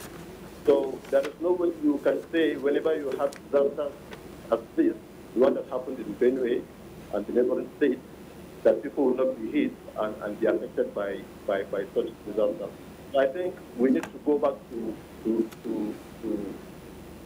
that area and look at it properly to see how we can begin to put some level of control in how we give land to people to build, whether residential or commercial. So that's my contribution tonight. Yeah. All right, thank you very much. Well, again, the issue of control. Development control, and that hasn't been successful, very successful in most parts of Nigeria, and we're living with the realities. And even if you take a modern city like Abuja, it's Nigeria's capital, it's a huge challenge, and you have year in, year out, there is the controversy over people setting up structures anyhow, and governor would say it's difficult to pull down people's homes when you don't have. But what do you do when people break the law? Yeah, there has to be a way, surely. Exactly. You see, this is still part of the decay that we inherited as a government. But we shall not fold our hands and watch things degraded that way. First, sensitize them. Secondly, let them choose between, safety and staying, in harm's way. Because if we say you are building or your building is on waterways and you refuse to evacuate for demolition, what we do in our own case, or in my own case, is to be patient. You will face the reality. Once the reality comes, then we'll now come back to you. We warned you, we have earlier sensitized you, here we are. At that moment, if you are now removing such structures, there will be no issue. We have to handle it, and we have to be diplomatic about it. We have to be soft about it, because these people, at times, it's no fault of theirs. Some officials that probably must have allocated that land to them, some of them must have retired, some may not even be in the service any longer. So what do? You have to manage them. because they are your citizen, and you have to provide shelter for them ordinarily. But the little that they are managing, you have to convince them before they now leave.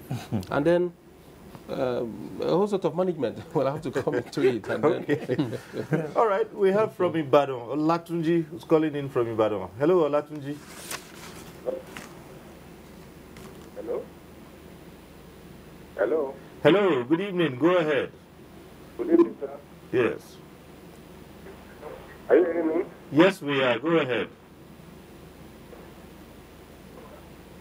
Good evening. Good evening, Olatunji. Your name is on the screen. Just go right ahead.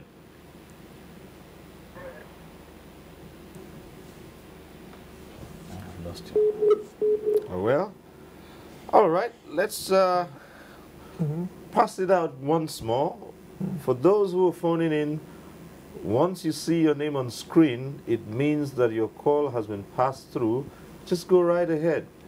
It means you're on air. Your name appearing on screen signifies that you're already on air. So just go right ahead with a question, comment. So we don't keep going back and forth, and it's hello, hello, hello, and so just take a note of that. Once your name appears on screen, it means you're through to the studio, and just go right ahead with your question or comment. Now, if we come back to the question of using legislation first to regulate the activities of the people who inhabit this place that eventually will be devastated by these disasters, have we done too well with the legislations themselves? In fact, let me come. Okay. So I'm coming back to the same point that if we look at some of the laws that we have that needs to be, rejigged somehow, so you amend such laws. I mean, sorry to cut you short. Do you think is this a plausible explanation? People say, well, lawmakers are not too bothered about environment issues because these are not the ones that bring money. Those issues don't win votes. Is that true? No. I totally disagree. Right. No, I totally disagree. Right. The 8th National Assembly under Yakubu Dogara is purely focused on the environment. Let me tell you, outside security issues in the world today, the next most topical issue is the environment. And so if we don't take care of that issue, then it will consume us. You can imagine what the issues we face today. All right. Some people think that we're over-legislated. There's over-legislation or over-legislated. But what I think is that some of the laws we have might not be in sync with the modern realities of today. So what we need to do is to amend those laws. For example, neighboring countries, go to Kenya, they've simply banned the use of non-biodegradable materials. Now, if you do that, there's a hefty fine of almost about $30,000 or $40,000. Now, can you do that in Nigeria, knowing where we are coming from and our economic realities on ground? Maybe not. But what we've done is to say, what are the agencies that deal with, for example, pollution? The Nigerian Environmental Standards and Regulation Enforcement Agency, NYSC, we just amended their act, and that's why we had a very robust interactions at the public hearing where we have professionals who will come in and say, this is what we want to do. Also, there's also a bill on waste management as well, which we also looked at, and even on Environmental Practitioners Council of Nigeria, so that we'll know those who are actually environmentalists, those who are regulated to say we're licensed to practice and understand the issues of the environment, so that we don't have quacks telling you do this or do that. These are some of the issues we've considered, and it was a very robust engagement where we looked at so many issues. One of the bills I moved was to have a flood and erosion control commission. There was also another bill that has to do with flood desertification, flood erosion control agency. And we had a lot of issues back and forth, people bringing their opinion. What was I trying to do?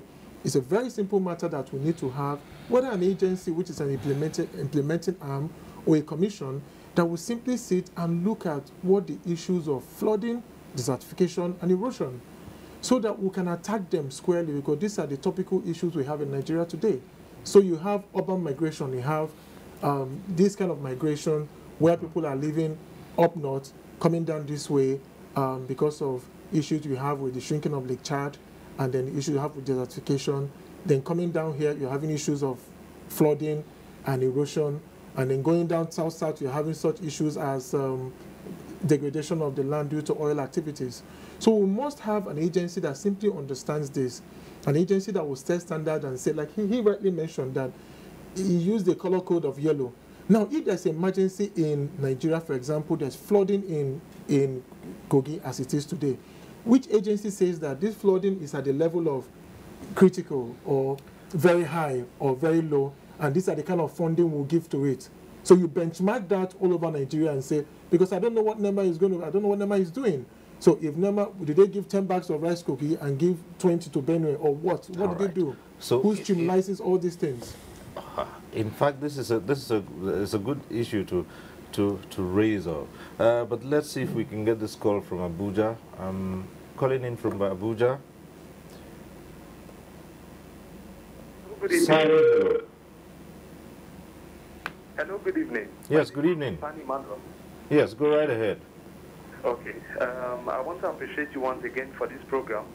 I've called in earlier before, and most especially I want to appreciate the Executive Governor of Kogi State for being present here. Because Kogi State, which happens to be the state I'm from, also suffers natural disaster and the likes of these issues. But I have one or two recommendations which I think I can offer. Yes. Now there's a need for more proactive land and urban planning, especially with respect to development of master plans for communities, for different societies. Because most of the time, because there is no master plan, people end up building houses, and if you look at some settlements, you find one house facing this way, the other one facing there. There is no provision for public facilities such as roads that may come to such areas in the nearest future, and drainages are not taken into consideration. So there is a need for the government to be more proactive in developing master plans, so that as communities evolve, houses and infrastructure that come up can have their rightful place. And also individual property developers can key into this master plan to and that in a way would help control some of these environmental problems. Then for environmental pollution, we see the challenges caused by polythene and polymer and other associated related products. The waste from pure water, plastic bottles is becoming numerous, and this accounts for the things that are dropped anyhow on the road and in the gutter and block drainages and causing some of these problems. So if the government can find a way of holding these producers or contributors to environmental pollution accountable through increased tax, that in a way would influence them to change from some of these plastic containers to biodegradable or bio-friendly packaging products. And that in a way would end up benefiting the environment. Then I think there's a need for more sensitization in terms of the dangers of climate change and environmental pollution. Yes, the awareness is being created, but a lot still needs to take place in the at the grassroots level, so that people can know that the world we live in today is not what it was 10, 20 years ago. And so we need to start adapting ourselves to the modern realities, and that in a way would help us. Then from the economic point of view, there are more potential for job creation when we start looking at how to recycle some of these waste.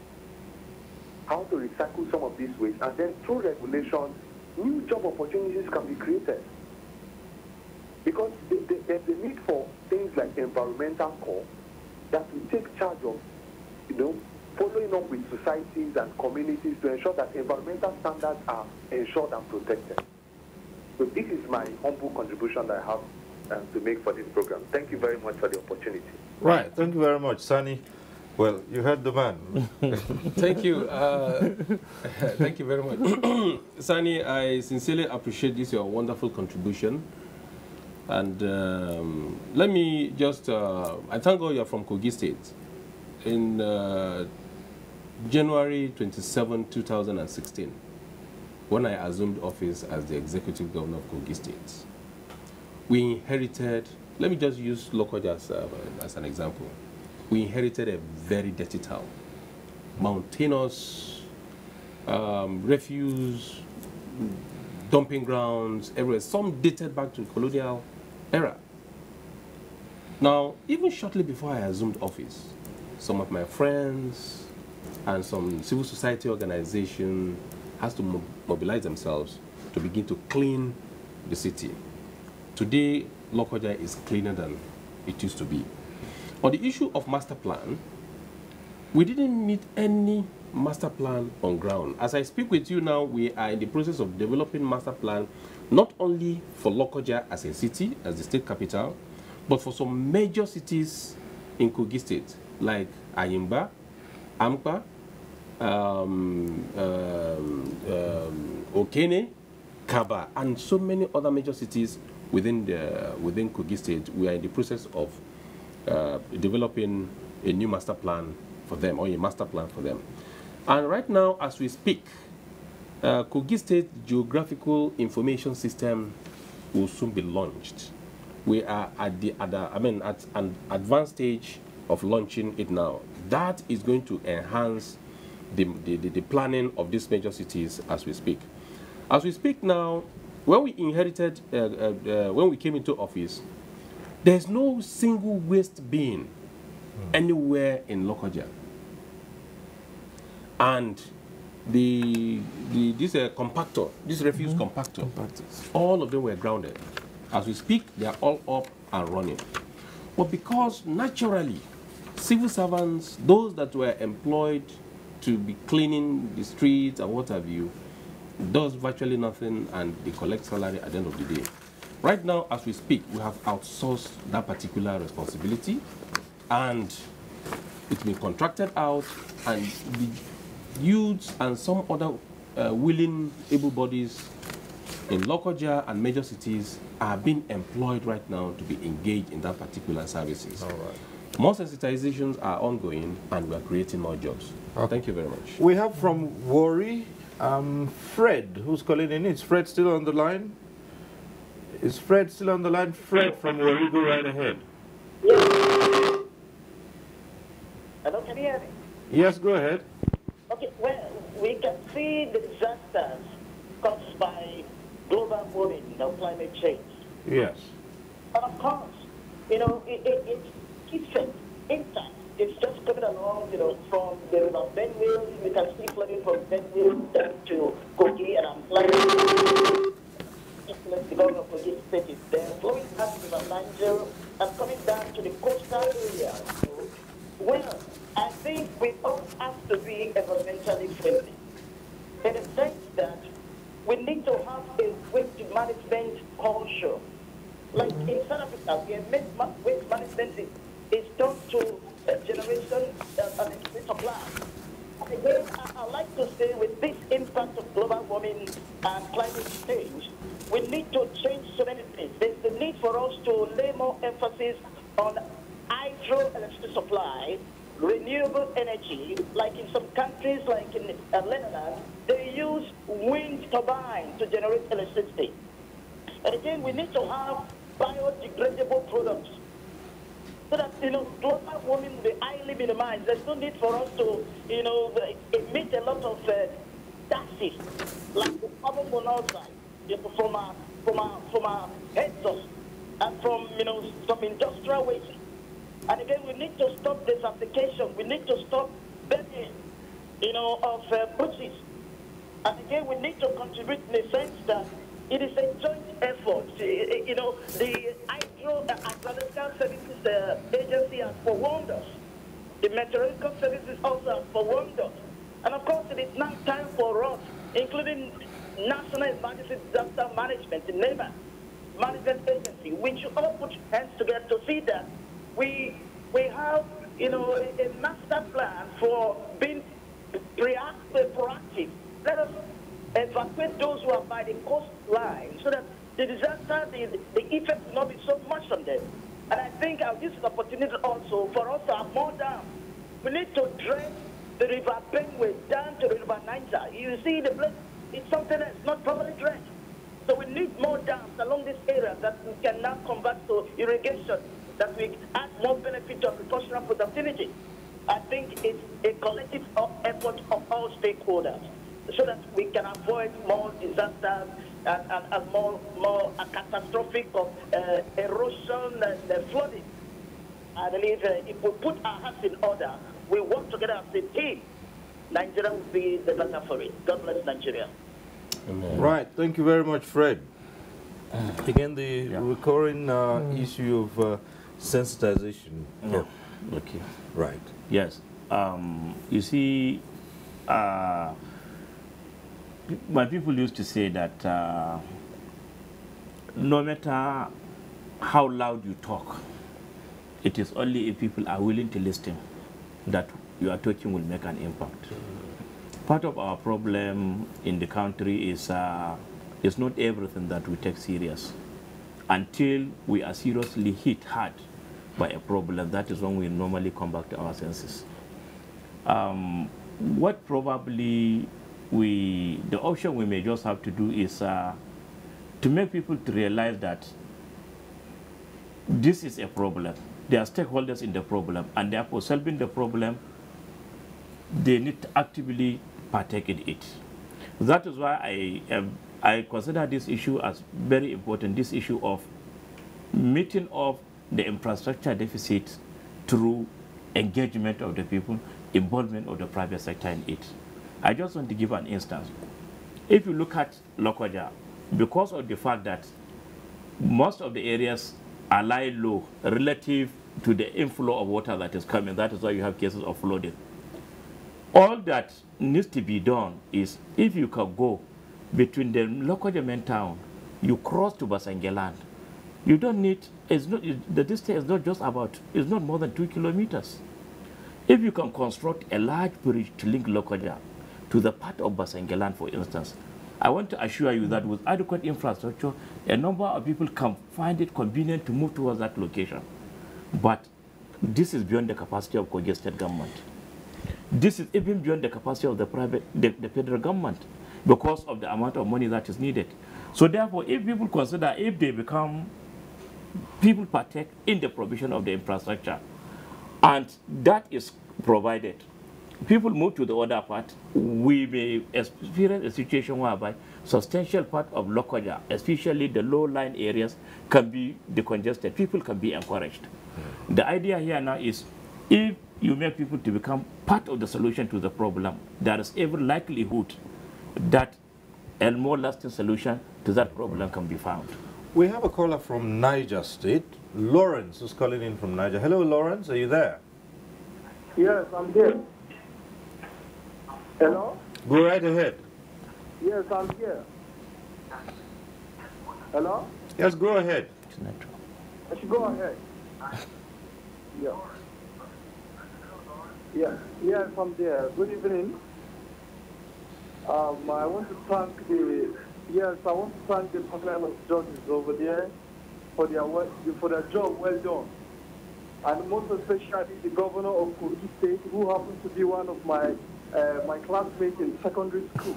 I want to greet him in person. All right.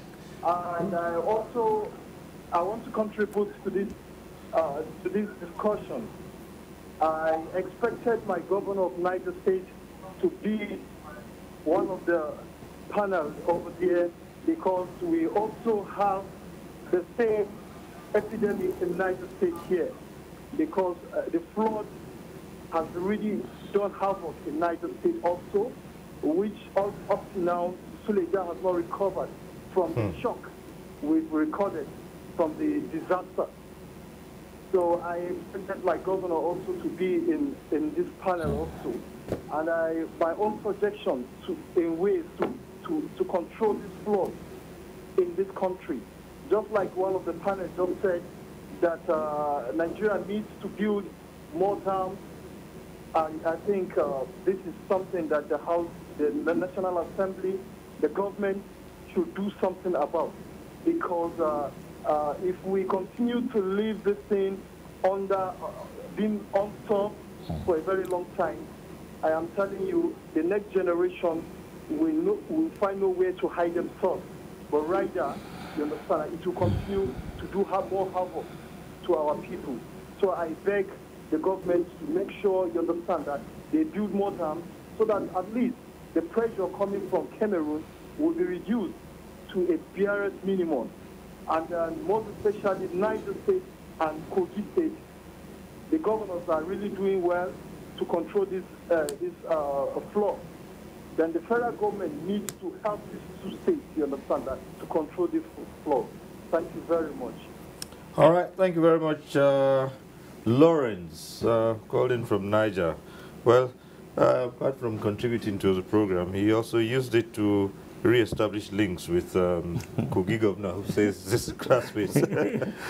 But as we prepare to take a break, a number of tweets have just come in. I'll just take a few of them before we take a break. This Ibrahim Mohammed at Ibrahim6736 tweets in to say indiscriminate felling of trees is a major factor that contributed to environmental flooding.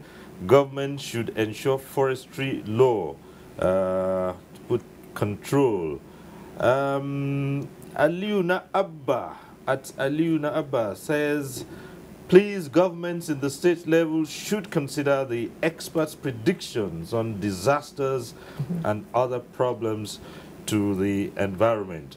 While Jide Mutiu at Jide Mutiu says, poverty and illiteracy are also responsible for environmental degradation. Omokore Ayo, who's tweeting in, says, well, he says, how on earth will the governor of Kogi State say Kogi doesn't have a master plan? They just have to create one. That's what he says, that should create one master plan. And of course, Jide still tweeting back says, we need adequate synergy among the agencies that deal with environmental issues. Nigerian cities have no master plan, so there is no control. Now, there are so many other tweets coming. Just keep the tweets coming in and the calls. But at this point, we'll take a short break.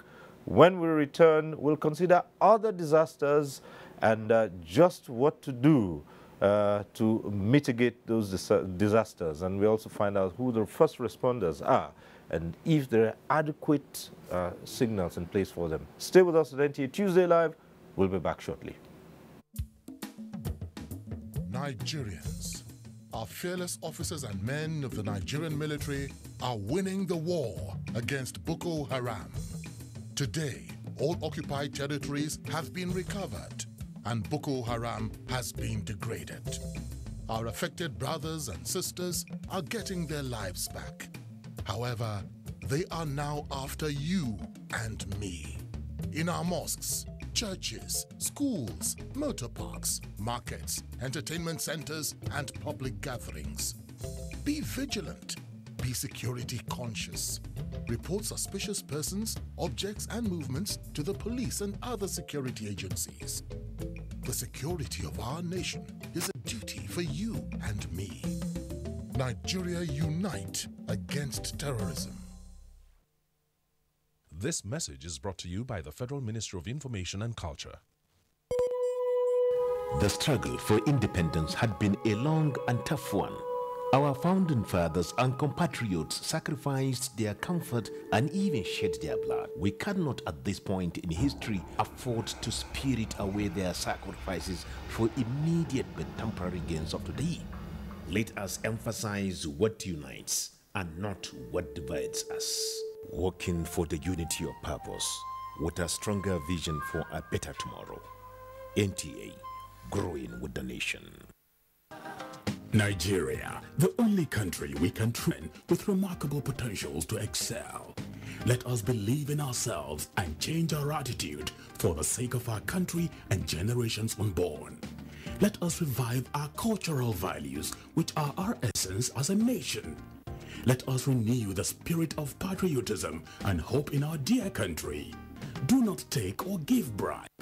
Be punctual always. No more African time. We can't expect to be global citizens and operate on African time. Join the queue. Insist that people are attended to on a first-come basis, no matter who they are or where they come from. Nigeria, good people, great nation. Make you report any crooked person, object or wakajube movement to police and security agent demo. The security of our nation now work for all of us, plus including me and you. Nigeria, make we unite against terrorism. Now, Federal Minister of Information and Culture bring on this message.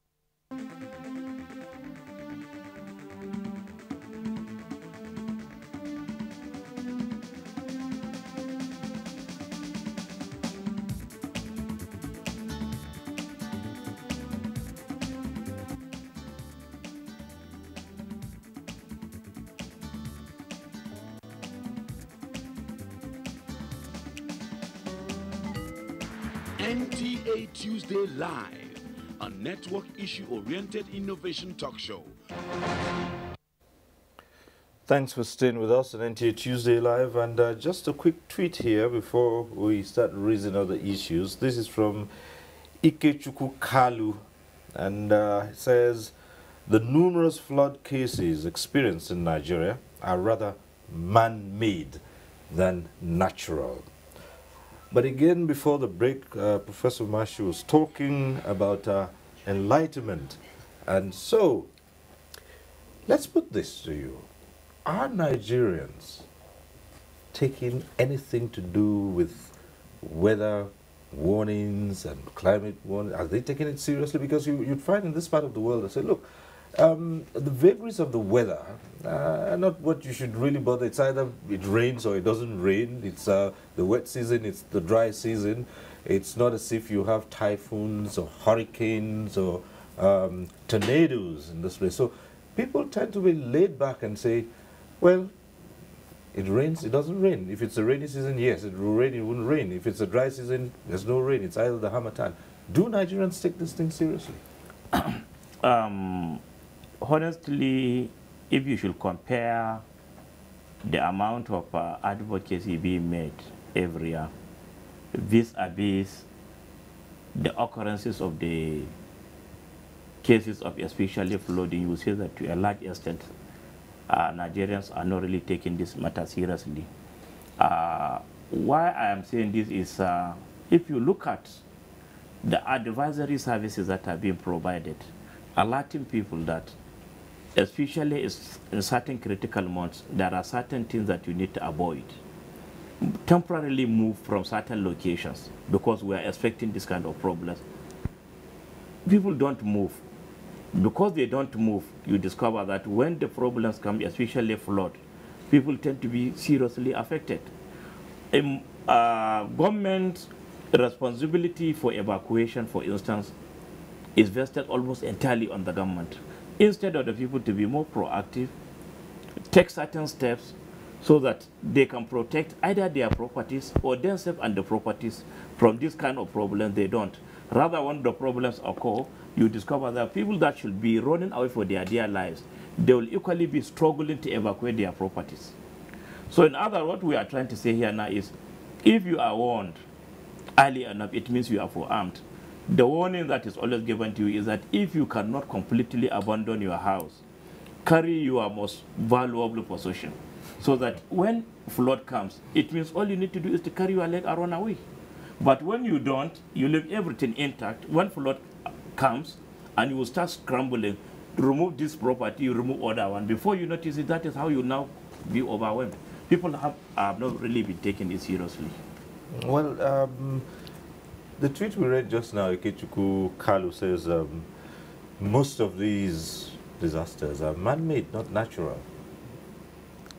Okay, before I come to that, let me say that if you look at what are the causes of flood, then you'll be able to know whether they are really man-made or not.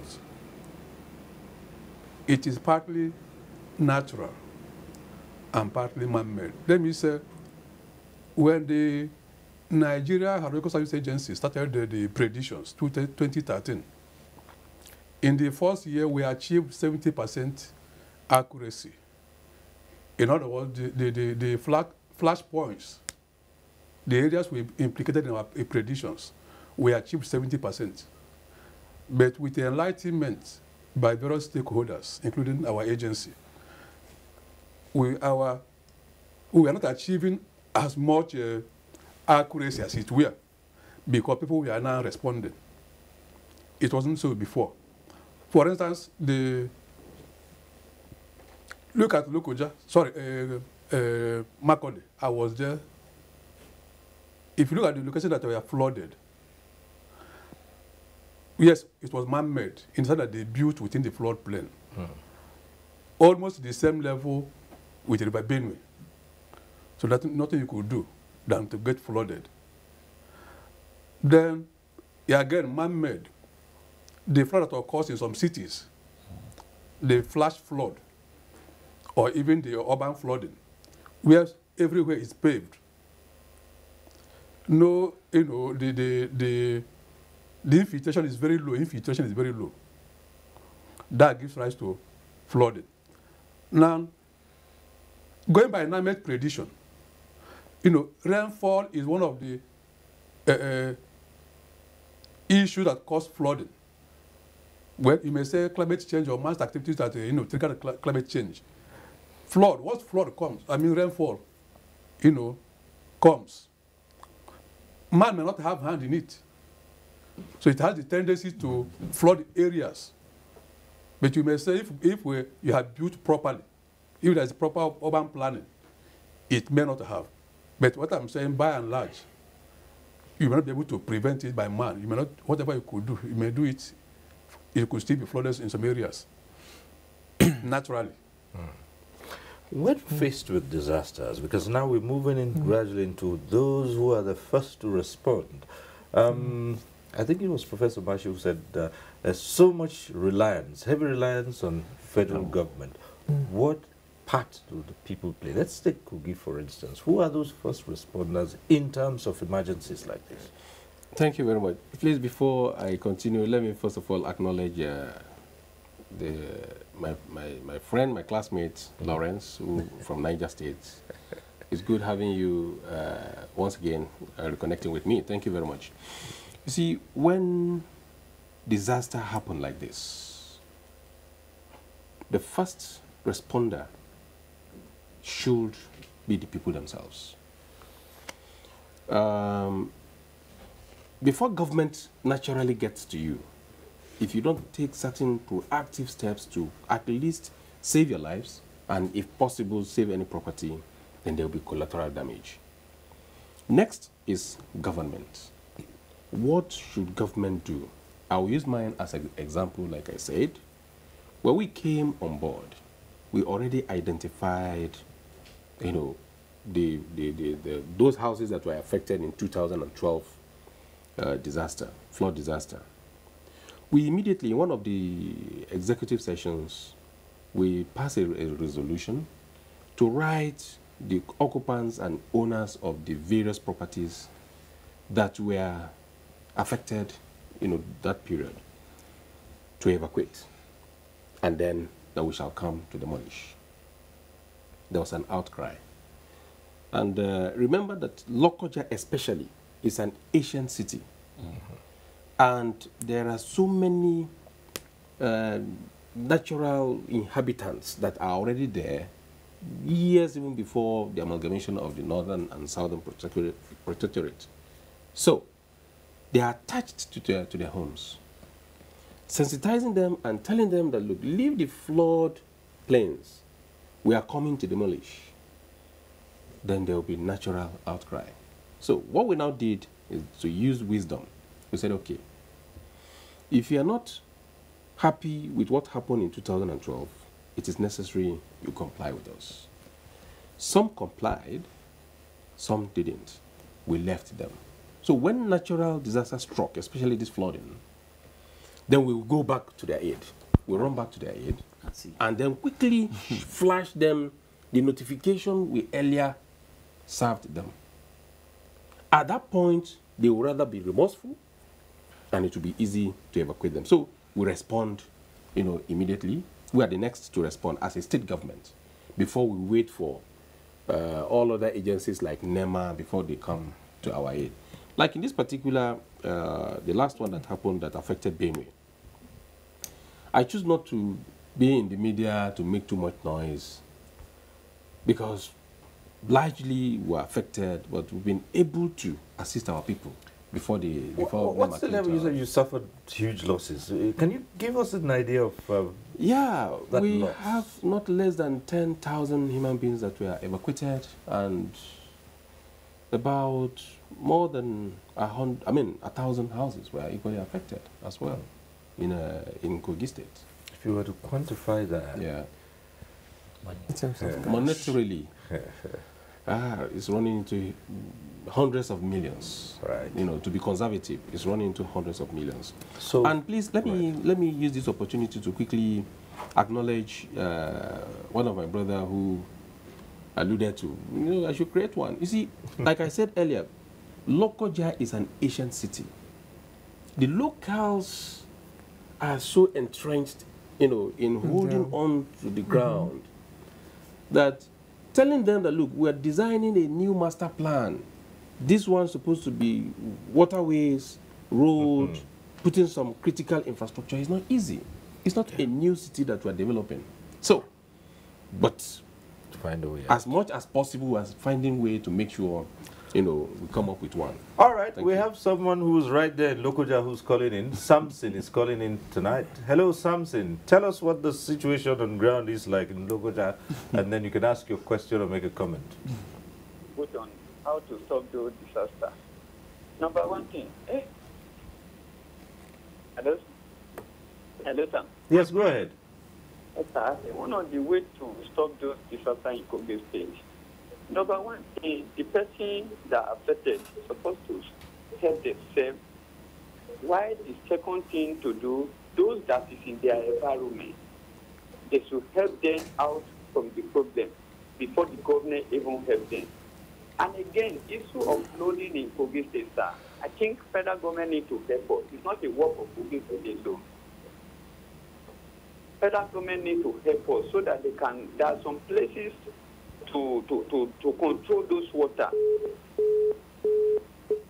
Oh dear. Yeah.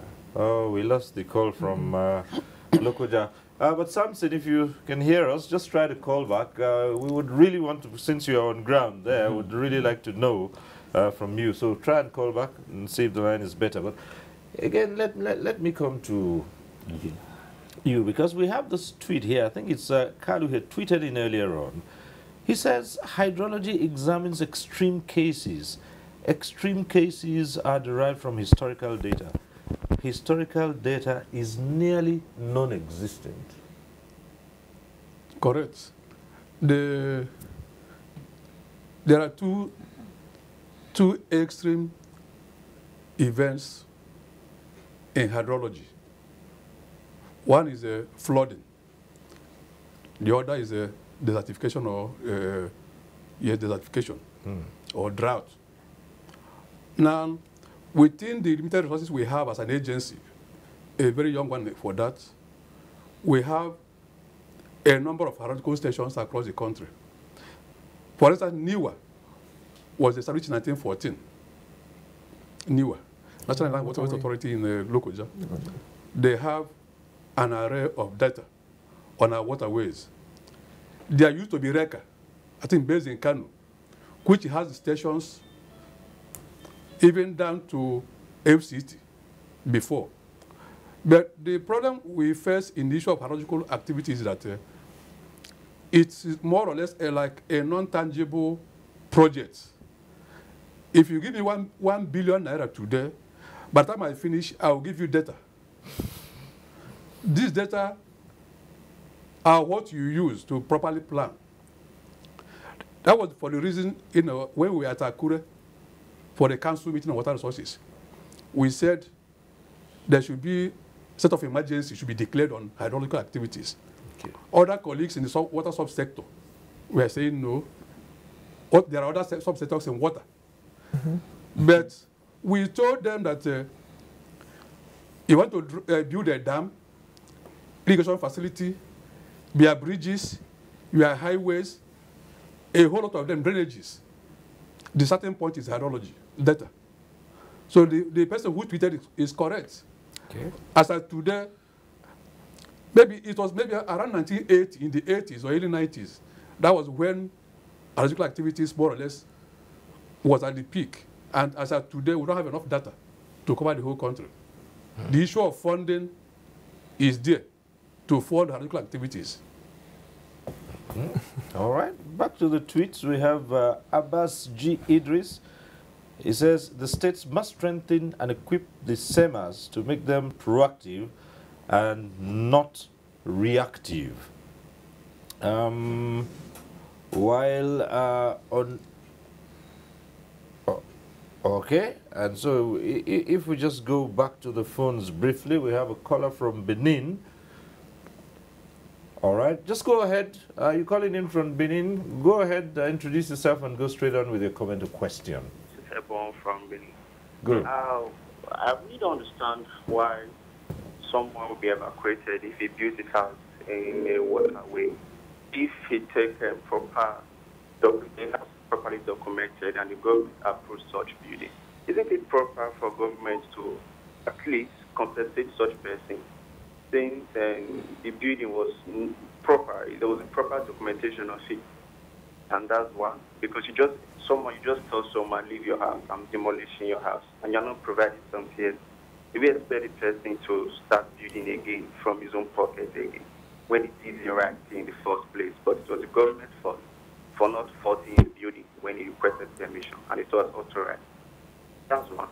Then secondly, for the issue of waste, we really need to start recycling waste, because Nigeria as a whole has successfully have recycled melters. We had defined melters on the floor. We have succeeded in doing that. So I think these polyethylenes and all these non-biodegradable waste, we should find a way of recycling them. That's true. And also, if people start clogging waterways, the drainage and the rest, the problem I say is that we don't enforce laws here in Nigeria. Because if laws are enforced, nobody will put waste indiscriminately on the floor for no good reason. If someone is arrested for doing it, I bet the neighbor will not do it.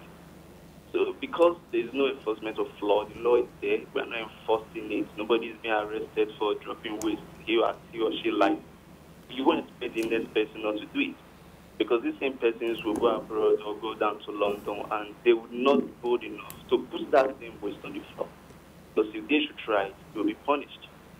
That's one. That is all two. Then also I noticed that most of our drainage in Nigeria are not flowing. We just dig gutters and it's almost like a mini water reservoir, which obviously will get filled if the rain gets above us.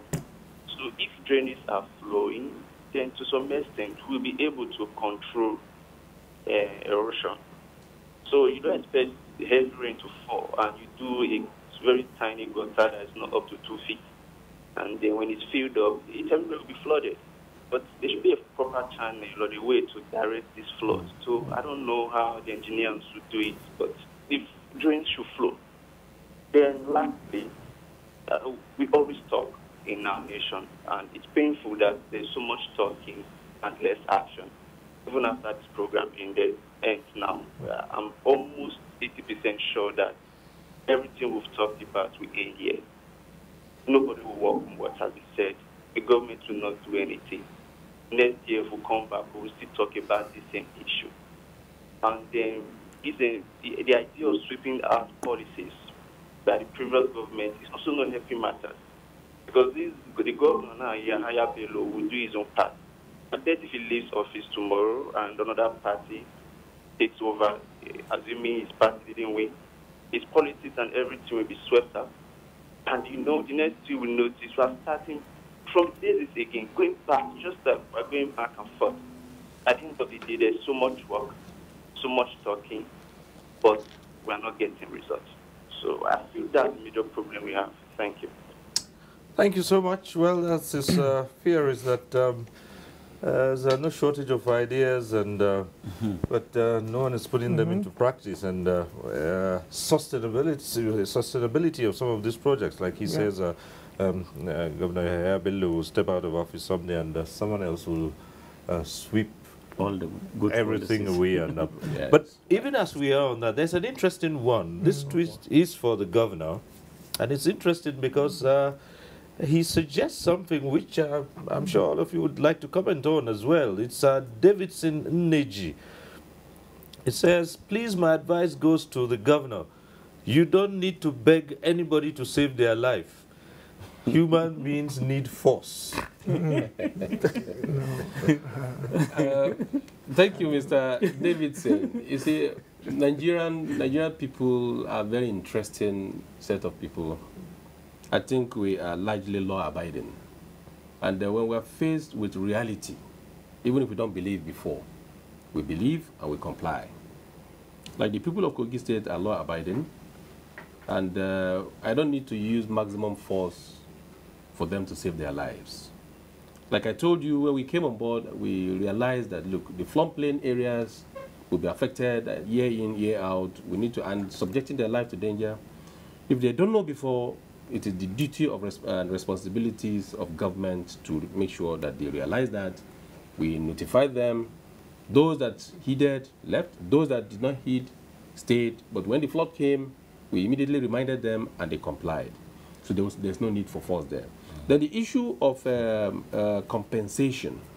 Yes, like we said, previous administration, these are still part of the anomalies that were created within this period that we need to correct. But we can't just do that overnight. We are sensitizing our people to do the right thing, and the good people of Kogi State are doing the right thing.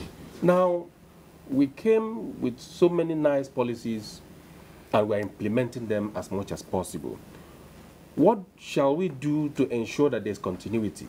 Is to ensure that there's legislation to that effect. Kogi State House of Assembly are very cooperating, and as we send bills to them, in order that any policy we come up with, they legislate over it and make it more permanent. And those that need to be gazetted are gazetted immediately, and then we move forward. Then issue of punishing those that are indiscriminately, disposing waste. We can't compare Africa, Nigeria, or Kogi State to London as we speak, or some of the developed world. It has to be gradual. What we do, I'll give you my personal experience. One of these days, I left Lokoja coming to Abuja. Before, coming to the highway where there's this modern market, there used to be a whole lot of wastes, kept on the aisle of the road. So what I did on a particular day, I drove myself on in a car that they will never suspect. I stopped and walked straight into the market. I called the management of the market. We all trekked to the road. And I warned them, and I said, I wouldn't want to see this any longer. And they complied immediately. So the good people of Kogi State want to see government in action. And I exemplified that, and they are complying. And I know themselves, they will punish themselves if anybody does that. So that is the level we are taking it. All right. From Abuja here, we have a Christian calling in from Abuja. Hello, Christian. Hello, Cyril. Good evening. Good evening. Well, I want to say that I have enjoyed listening to the various speakers. However, I have few things to talk about. A lot of people have talked about so much talk and no action. You asked a very fundamental question, which is who is supposed to be the first responder in the case of an emergency situation. His Excellency tried to say the people, and after that, then the government. But my own is simple. Let's start from our fire service, for example. Take a look at the fire service in every state in Nigeria. You will be marveled at the state of the fire service engines in every state in our country. Meanwhile, when you look abroad, if there's an emergency situation, the fire service comes in to give the needed assistance. Unfortunately, in Nigeria, that is an aspect that we don't consider very important. I'll give you a practical example. When the National Stadium was built in preparation for Koja, they bought a lot of fire engines. As I speak to you, go to Abuja National Stadium, Package B. You will see those fire engines which were bought in 2004, brand new, wasting away under the sun in the parking lot in Abuja since 2004. Why can't they be distributed to state fire services if we cannot use it in Abuja? We also talk about indiscriminate disposal of refuse. And I ask, who supervises, whose responsibility is it to supervise these refuse collectors? I live in Abuja, and I speak to you now. We have in Abuja those companies that are registered to pick refugees from various estates, but nobody supervises them to find out where they dump this refuse, because they go to places that are yet to be developed to indiscriminately dump these refugees. We have reported certain ones around our estate, and till date, nothing has been done. So I'm sick and tired about us coming up. I remember, before I forget, Cyril, this similar discussion came up, is it last year or 2 years ago, when there was a release of the dam. And you asked a pertinent question to the NEMA officials and every other official that, yes, you gave instructions to people to leave their homes. Who prepares where these people will go in terms of where they are going to, be saved from the flood? And nobody among the panelists could answer that question. Which means, yes, we go on air and say, water is going to come to this area. Yes, the people are aware. You guys must leave. Yes. Leave to where? The average Nigerian is finding it difficult to feed. Now you say he should leave his home. To where? We are not making any arrangement.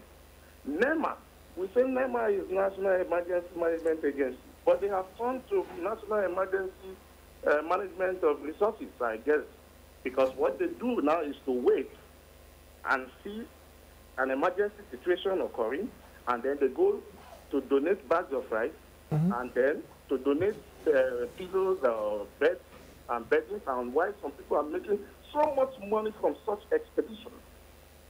I believe that by this level in our national life, we should have a national plan from local government to state government to the national government on how to address emergency situations, which will spell out who is responsible for what and how they are to go about it. We have not forgotten the devastation that is happening in the southeast, for example, where erosion is almost taking on the entire road in the southeast. The southeastern governors are not talking as we speak until one day landslides will come. People think these things are just happening. We look at America and see what is happening with floods everywhere. Now they are praying for God to intervene. It is not rocket science. The world is changing. Global warming is real. But if we don't sit down to plan, and when I say plan, not just talking, plan with timelines and execution to be executed by specific people.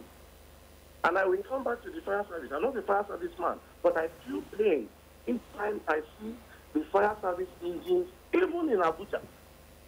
As big as this country is, you cannot go into a fire service center and see any functional machine working. And these are the people that are supposed to be trained to be first responders in the case of any emergency. We have to depend on the fire engines of companies like Las Vegas to rescue us when we have big fire incidents in this country, in a country that is as rich as Nigeria. I think we have a long way to go, Cyril. I'm enjoying your discussion. I hope next year again we will not have another set of panelists and we'll still be discussing on this same matter. I also want to commend the great wisdom that you have put together. I mean, I was taken aback by the statistics that was being rolled out here today, And I think if we keep talking about this, and hopefully, thank God we have His Excellency, I'm seeing him smiling. Hopefully we are having governors that are proactive in their thinking, trying to reform things. We'll be able to get out of this mess. But please, Your Excellency, let Kogi State also boast of a good fire service center so that we can see good engines in Kogi State that can attend to emergencies. And I think it will be a good example to other state governors who do not see the need to empower the fire service until there are also other emergencies. Thank you very much, Steve. Yeah. Thank you very much, Christian. Christian from Abuja, and he's got quite a package there. And if we might just look at a few of the things he raised. For instance, the question of first responders. He talked about the fire service. And even in a city like Abuja, when you have emergencies, people have also talked about the absence of proper emergency numbers where you call. And these things, year in, year out, we talk about them. Okay, I think a lot has been said within the last 15, 20 minutes, so I want to take a bit of time to talk about them. Government is actually for the people, and so we should have a sit-down government that needs to plan. Like everybody have said, that next year we won't be here. And I think that, like somebody rightly said, the people haven't committed any crime. They have fundamental rights, so you don't have to use force on them. The only problem is, said, let them run with their goods, but run to where? If they know that they're going somewhere that will be catered for, and then after the emergency they're going to return back home, then they will go. But when they know they have no alternative, and then they will get stranded on the way, maybe government will leave them on the way, then they will not be motivated to leave. They rather stay and ride it out. Having said that, I think that there are new issues going on in the world today. Let me take you back to the habitat issue. There's what is called the new urban agenda of livable cities, where we plan out cities that more like are livable. Transport routes, bicycle routes, recycling plants, and have areas that we can enforce certain laws that it will be difficult for anybody to deviate from. Unlike what's happening in Abuja today, where you see certain things going on that are not supposed to be on the master plan. I also think that we should have agencies, government agencies that are not only well-funded, but devoid of politics. Right. Because what happens is that when one government comes in, they work with that government, and then the government doesn't have enough time, and then when they leave, it's all about politics. So they need to have agencies devoid of politics that are sure that are to work. But now, because of the paucity of funds, the little we have, we need to plan effectively. And that's what we keep saying in the National Assembly when we go for oversight functions. Some of the monies we have now can be used effectively. How do I say that? We have the ecological funds. Now, what's the fiscal responsibility in that? Yes, we're still going to come to the ecological fund in just a moment. But let's see if we can get in Liman, who's calling in from Abuja. Hello, Liman. Yeah, I'm with you. Go ahead. All right.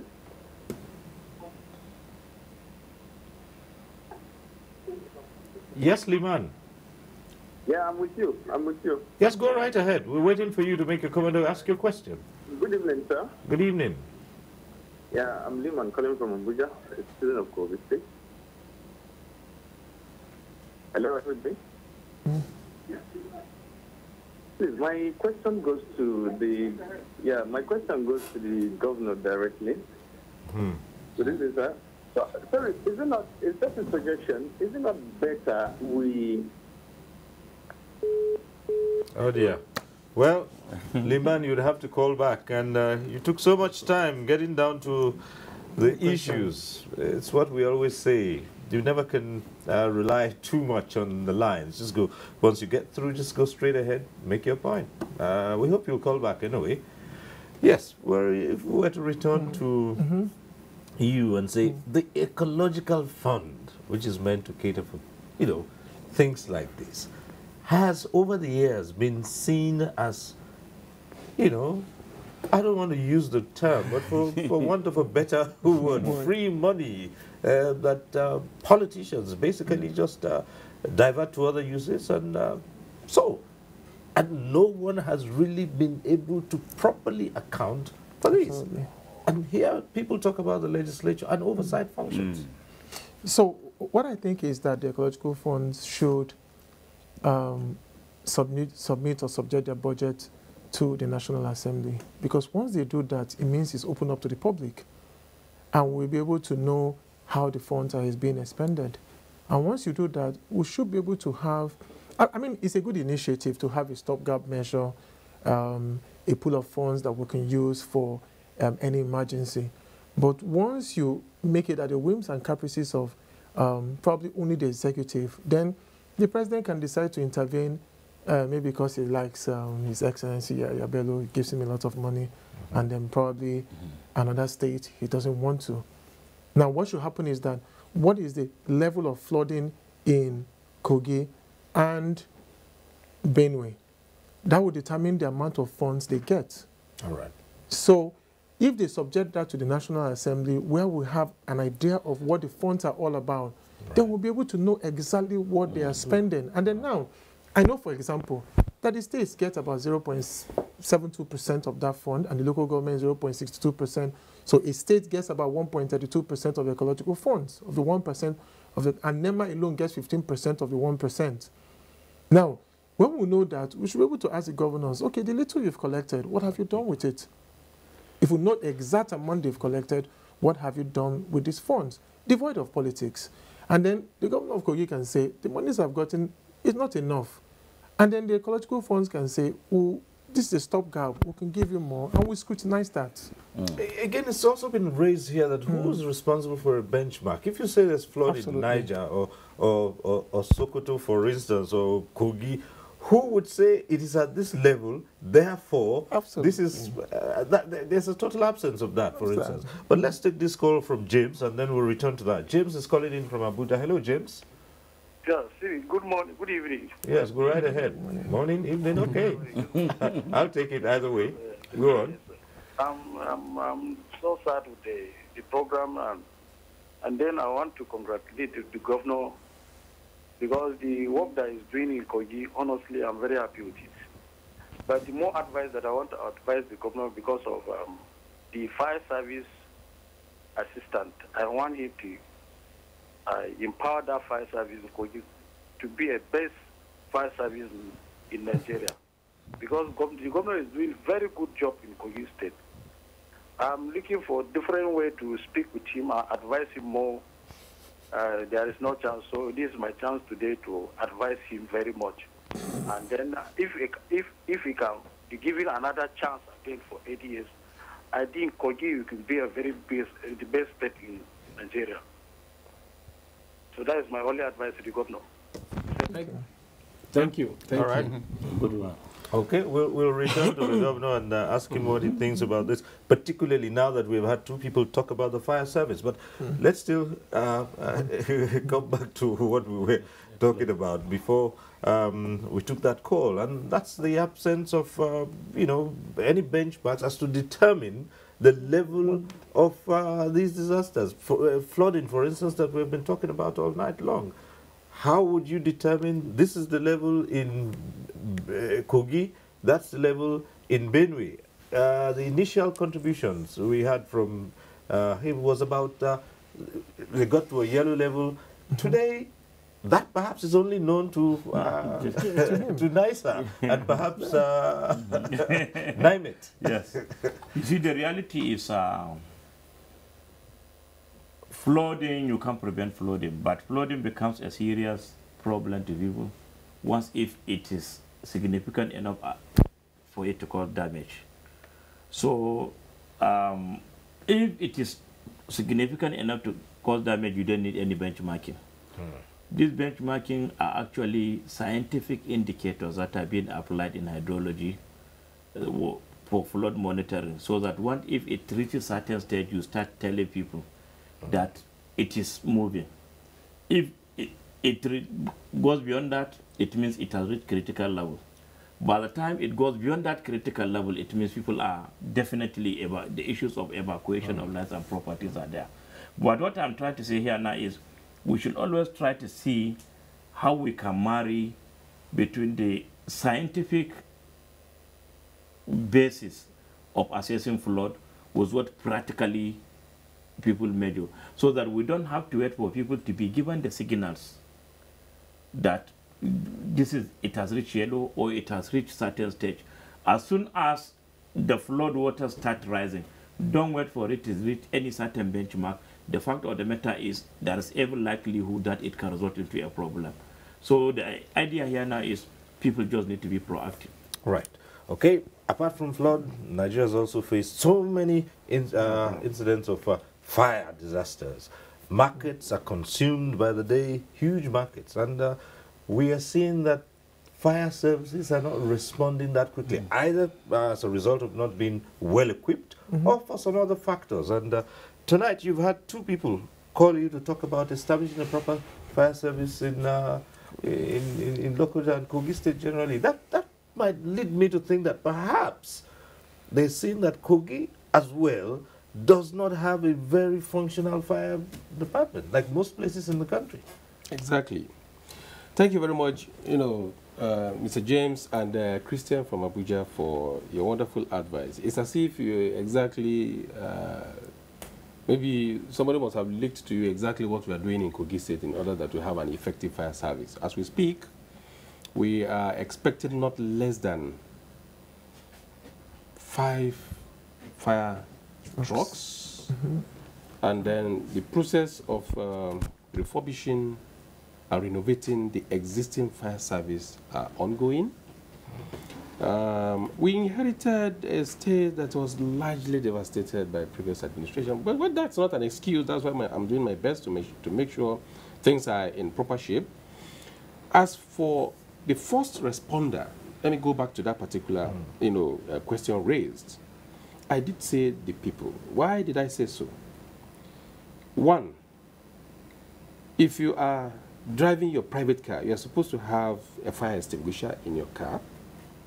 If you're building a house, you're supposed to put into consideration some fire facilities in that house, in order that when fire breaks out, you can first respond.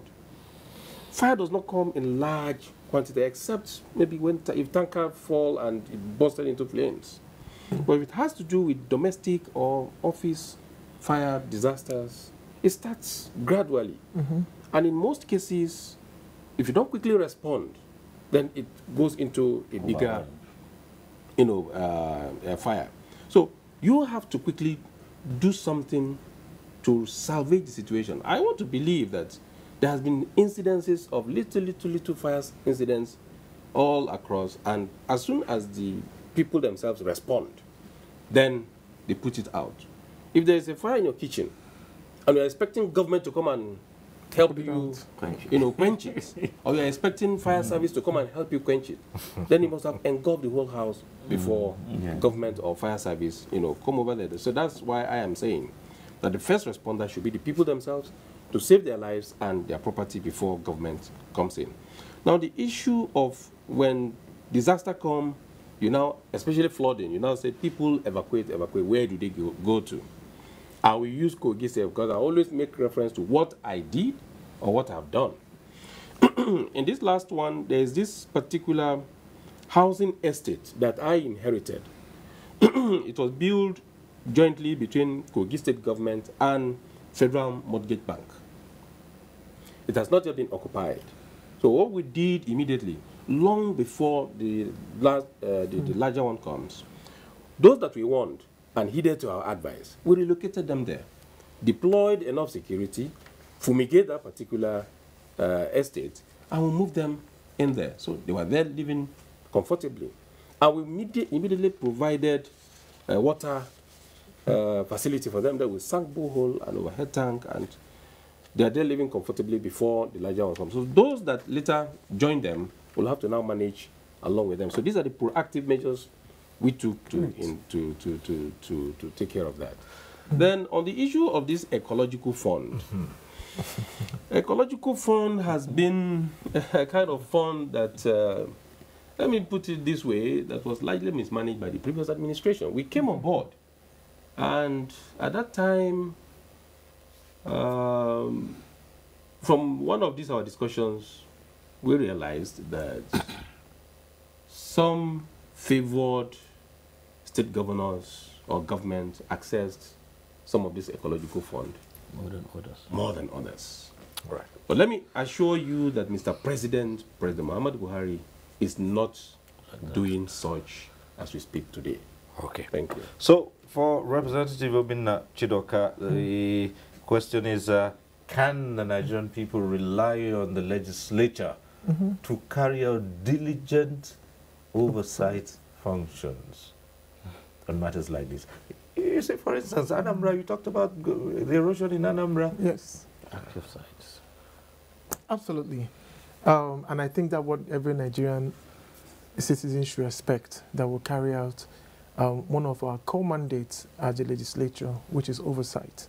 But that oversight, just like going back to ecological fund, shouldn't be shrouded in secrecy.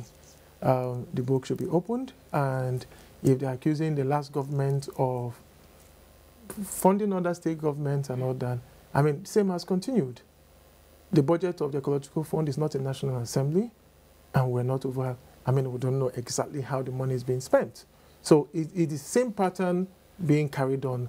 So I'm not going to go the blame game here, because I think that if you want to go a departure from what has happened in the past, then you should open up the books. There is a Committee of Environment in the House which supervises the ecological funds as well. Every year, year in, year out, the budget should be made available.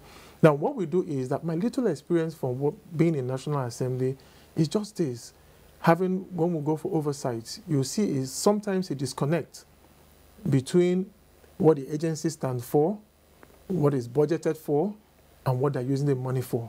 All right. That's where we see a disconnect. Yeah. Okay. Well, as we wind down, Prof, it's still raining. Yes. Any worries? Certainly, yes. When we predicted, when we issued out our prediction, there were 4 main issues that we raised. One, the commencement of the rain. In some places, it will commence very late. In some other places, it will commence early. And the fact that there are these differences over the country, it means it will affect commencement of production. Yeah. All right. So we advise that adequate steps needs to be taken. The second issue we observed is the length of the rainy season. In many locations, the rains are going to stop very early, and it will affect seriously crop productivity. The third major issue is the amount of rain that will be received over a given period of time, which will influence flooding. So we raise serious issues about that. The third important issue that we predicted is the heat, especially at a certain period, especially towards April and May. We predicted that it's going to be so serious, and it is likely going to result into a number of epidemics. So our prediction, to a very large extent, it has come to pass, and virtually you don't need any scientific data. Sadly, you don't need any data now to tell you that all these things we have predicted, the flooding have occurred, the heat waves, and then the diseases have occurred. So what's the best preparation people could have for the heat wave? It's impending. Really. The issue is for the heat wave, what we particularly advise, because it's usually at the beginning of the rainy season, that we predicted that it will be extremely serious, especially the month of April and May in a number of locations, especially in the northern part of the country. What we advise is that the way people make pattern of habitation needs to be greatly modified. People should spend shorter hours indoors. All right. That is particularly what we advise, so that as we prevent. Okay. Well, it's on that note, we'll have to leave this discussion here, since we'll put up the other issues at some other point. We'll have the opportunity to ask you to avail us of your expertise on these matters. But for now, I'd like to say a big thank you to all our guests. Let's say thank you to Clement Nze, Director of Engineering Hydrology at the Nigerian Hydrological Services Agency. Thank you for coming on this program. We also say thank you to Professor Sani Abubakar Mashid, Director General and Chief Executive Officer of the Nigerian Meteorological Agency, NIMET. Thank you for coming. Thank you. And for Representative Obinna Chidoka, who's Chairman, House of Representatives Committee on Environment and Habitat. Thank you. Thank you very much. Again, our thanks to Governor Yahaya Bello of Kogi State. Thank you very much. Thank you very much. Right. And also to you who took part in this program, we'll say thank you for being part of it. Next week, we'll reach you again on NTA Tuesday Live. I'm Cyril Stober. Bye for now.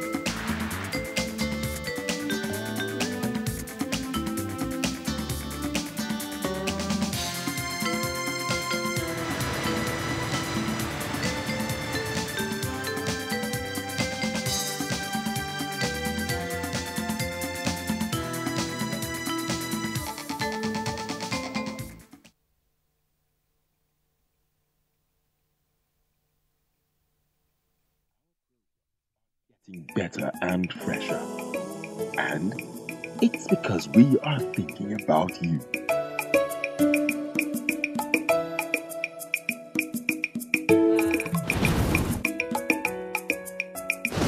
NTA, it's all about you.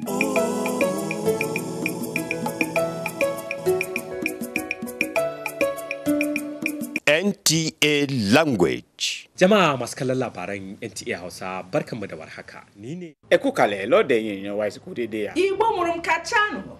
Broadcasting in the language you understand better. Our programs.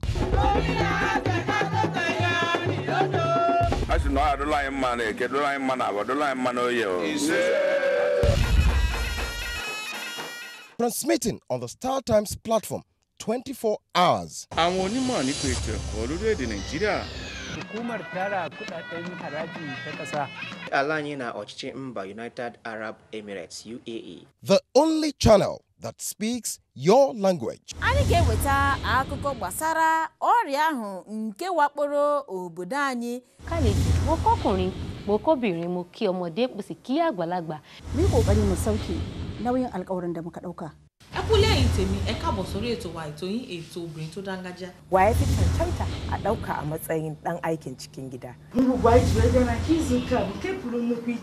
masu kallon tashar NTA Hausa barkamu da warhaka. Kí ni ayẹyẹ ọdún iléyá tá máa ń ṣe lọ́dọọdún yìí rọ̀ mọ́? NTA, you can't beat the rich.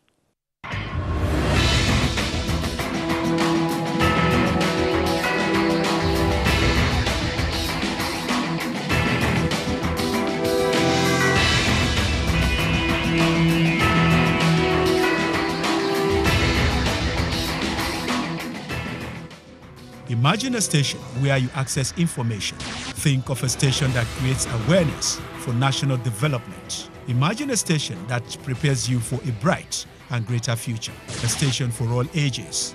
Documentaries, classroom and television, events coverage, children's programs and variety shows. Always stay tuned to NTA Knowledge on the Star Times platform. Channel 359. For partnership, sponsorship and advert placements, contact us on NTA Knowledge.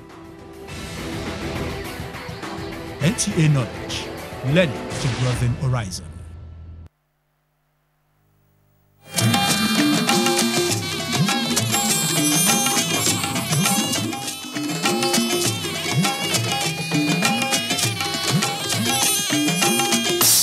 This is the network service of the NTA.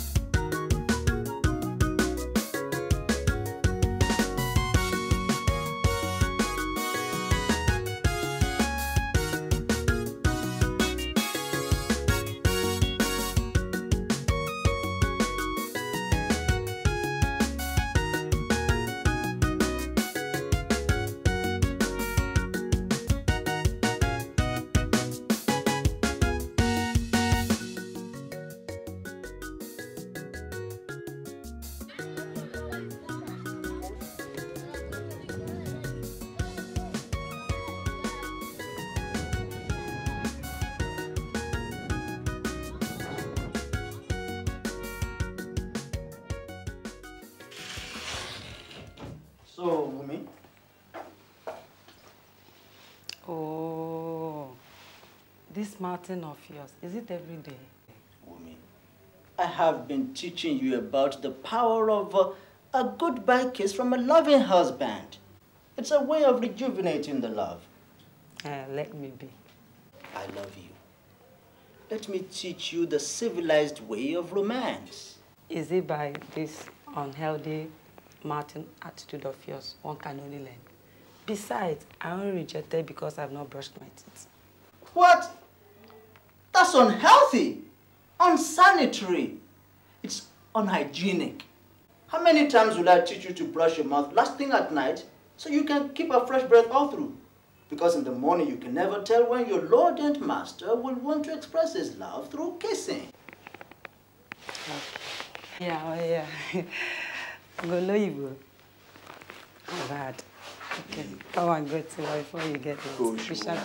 Bushman. Bushman.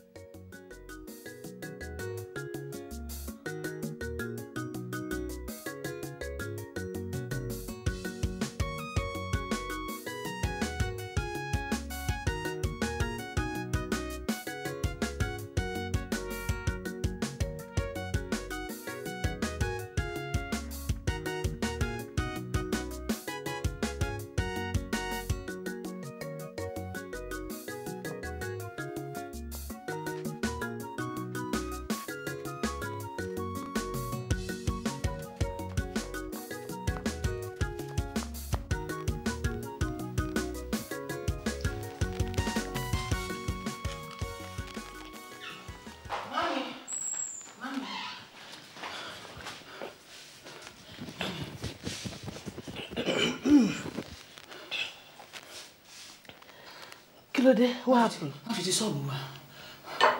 Council don't look at our sub. Which council? Which shop? Council mommy, they say our sub dirty.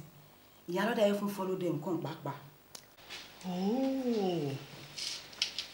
So Adunia has decided to be confrontational. Who? No. Alake? No. Show the latte. What is talking in the room? I will tell her that I'm the Jared of Itabura. Alake? Dilele! Don't get my bag! Shabuta ni want see. What council?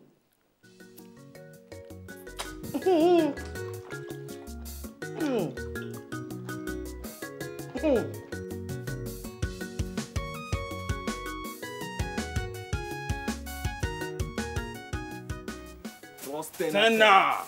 Hey. What's up now? I'm fine. I'm sorry, gentlemen. You're going to have to come back later, because as you can see, I'm cleaning up my place of business. Shoo? No be our money you go pay. Didn't you hear me the first time? I said you're going to have to come back. I'm cleaning up my place of business. Or do you want the council to come and lock up this place? Now what for you? Your own day too much. Now because not only you get bored for this village. You're just being rude. Common sense should let you know that cleanliness is next to godliness. I know the customer is king. I respect that, and I respect you too. But I will not compromise doing the right thing. Guy, forget grammar. If you see a leg for here again, make you cut and come out. Yeah, man. Oh boy, will you clear come out? Nonsense. What did you do that for? Bros. Excuse me? No, mistake. What a mistake? You did that intentionally and you're going to pay. Since you were unable to listen to my explanation the simple way, you will pay for it, your stupidity the hard way. Where's my phone? I need to call the authorities on you. I will call. You come back here. I will catch you. We live in this community together.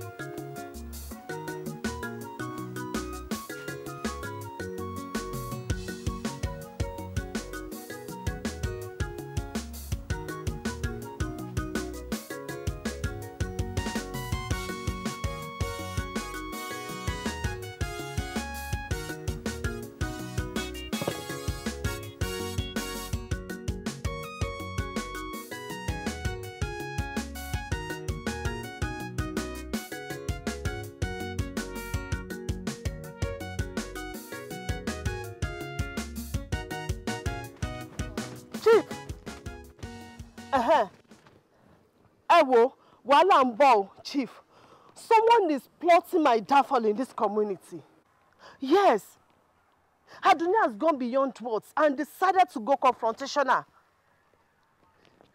That woman is asking for war. Can you imagine the nonsense? She brought council men to lock up my shop for flimsy excuse of being dirty. Benny! Oh.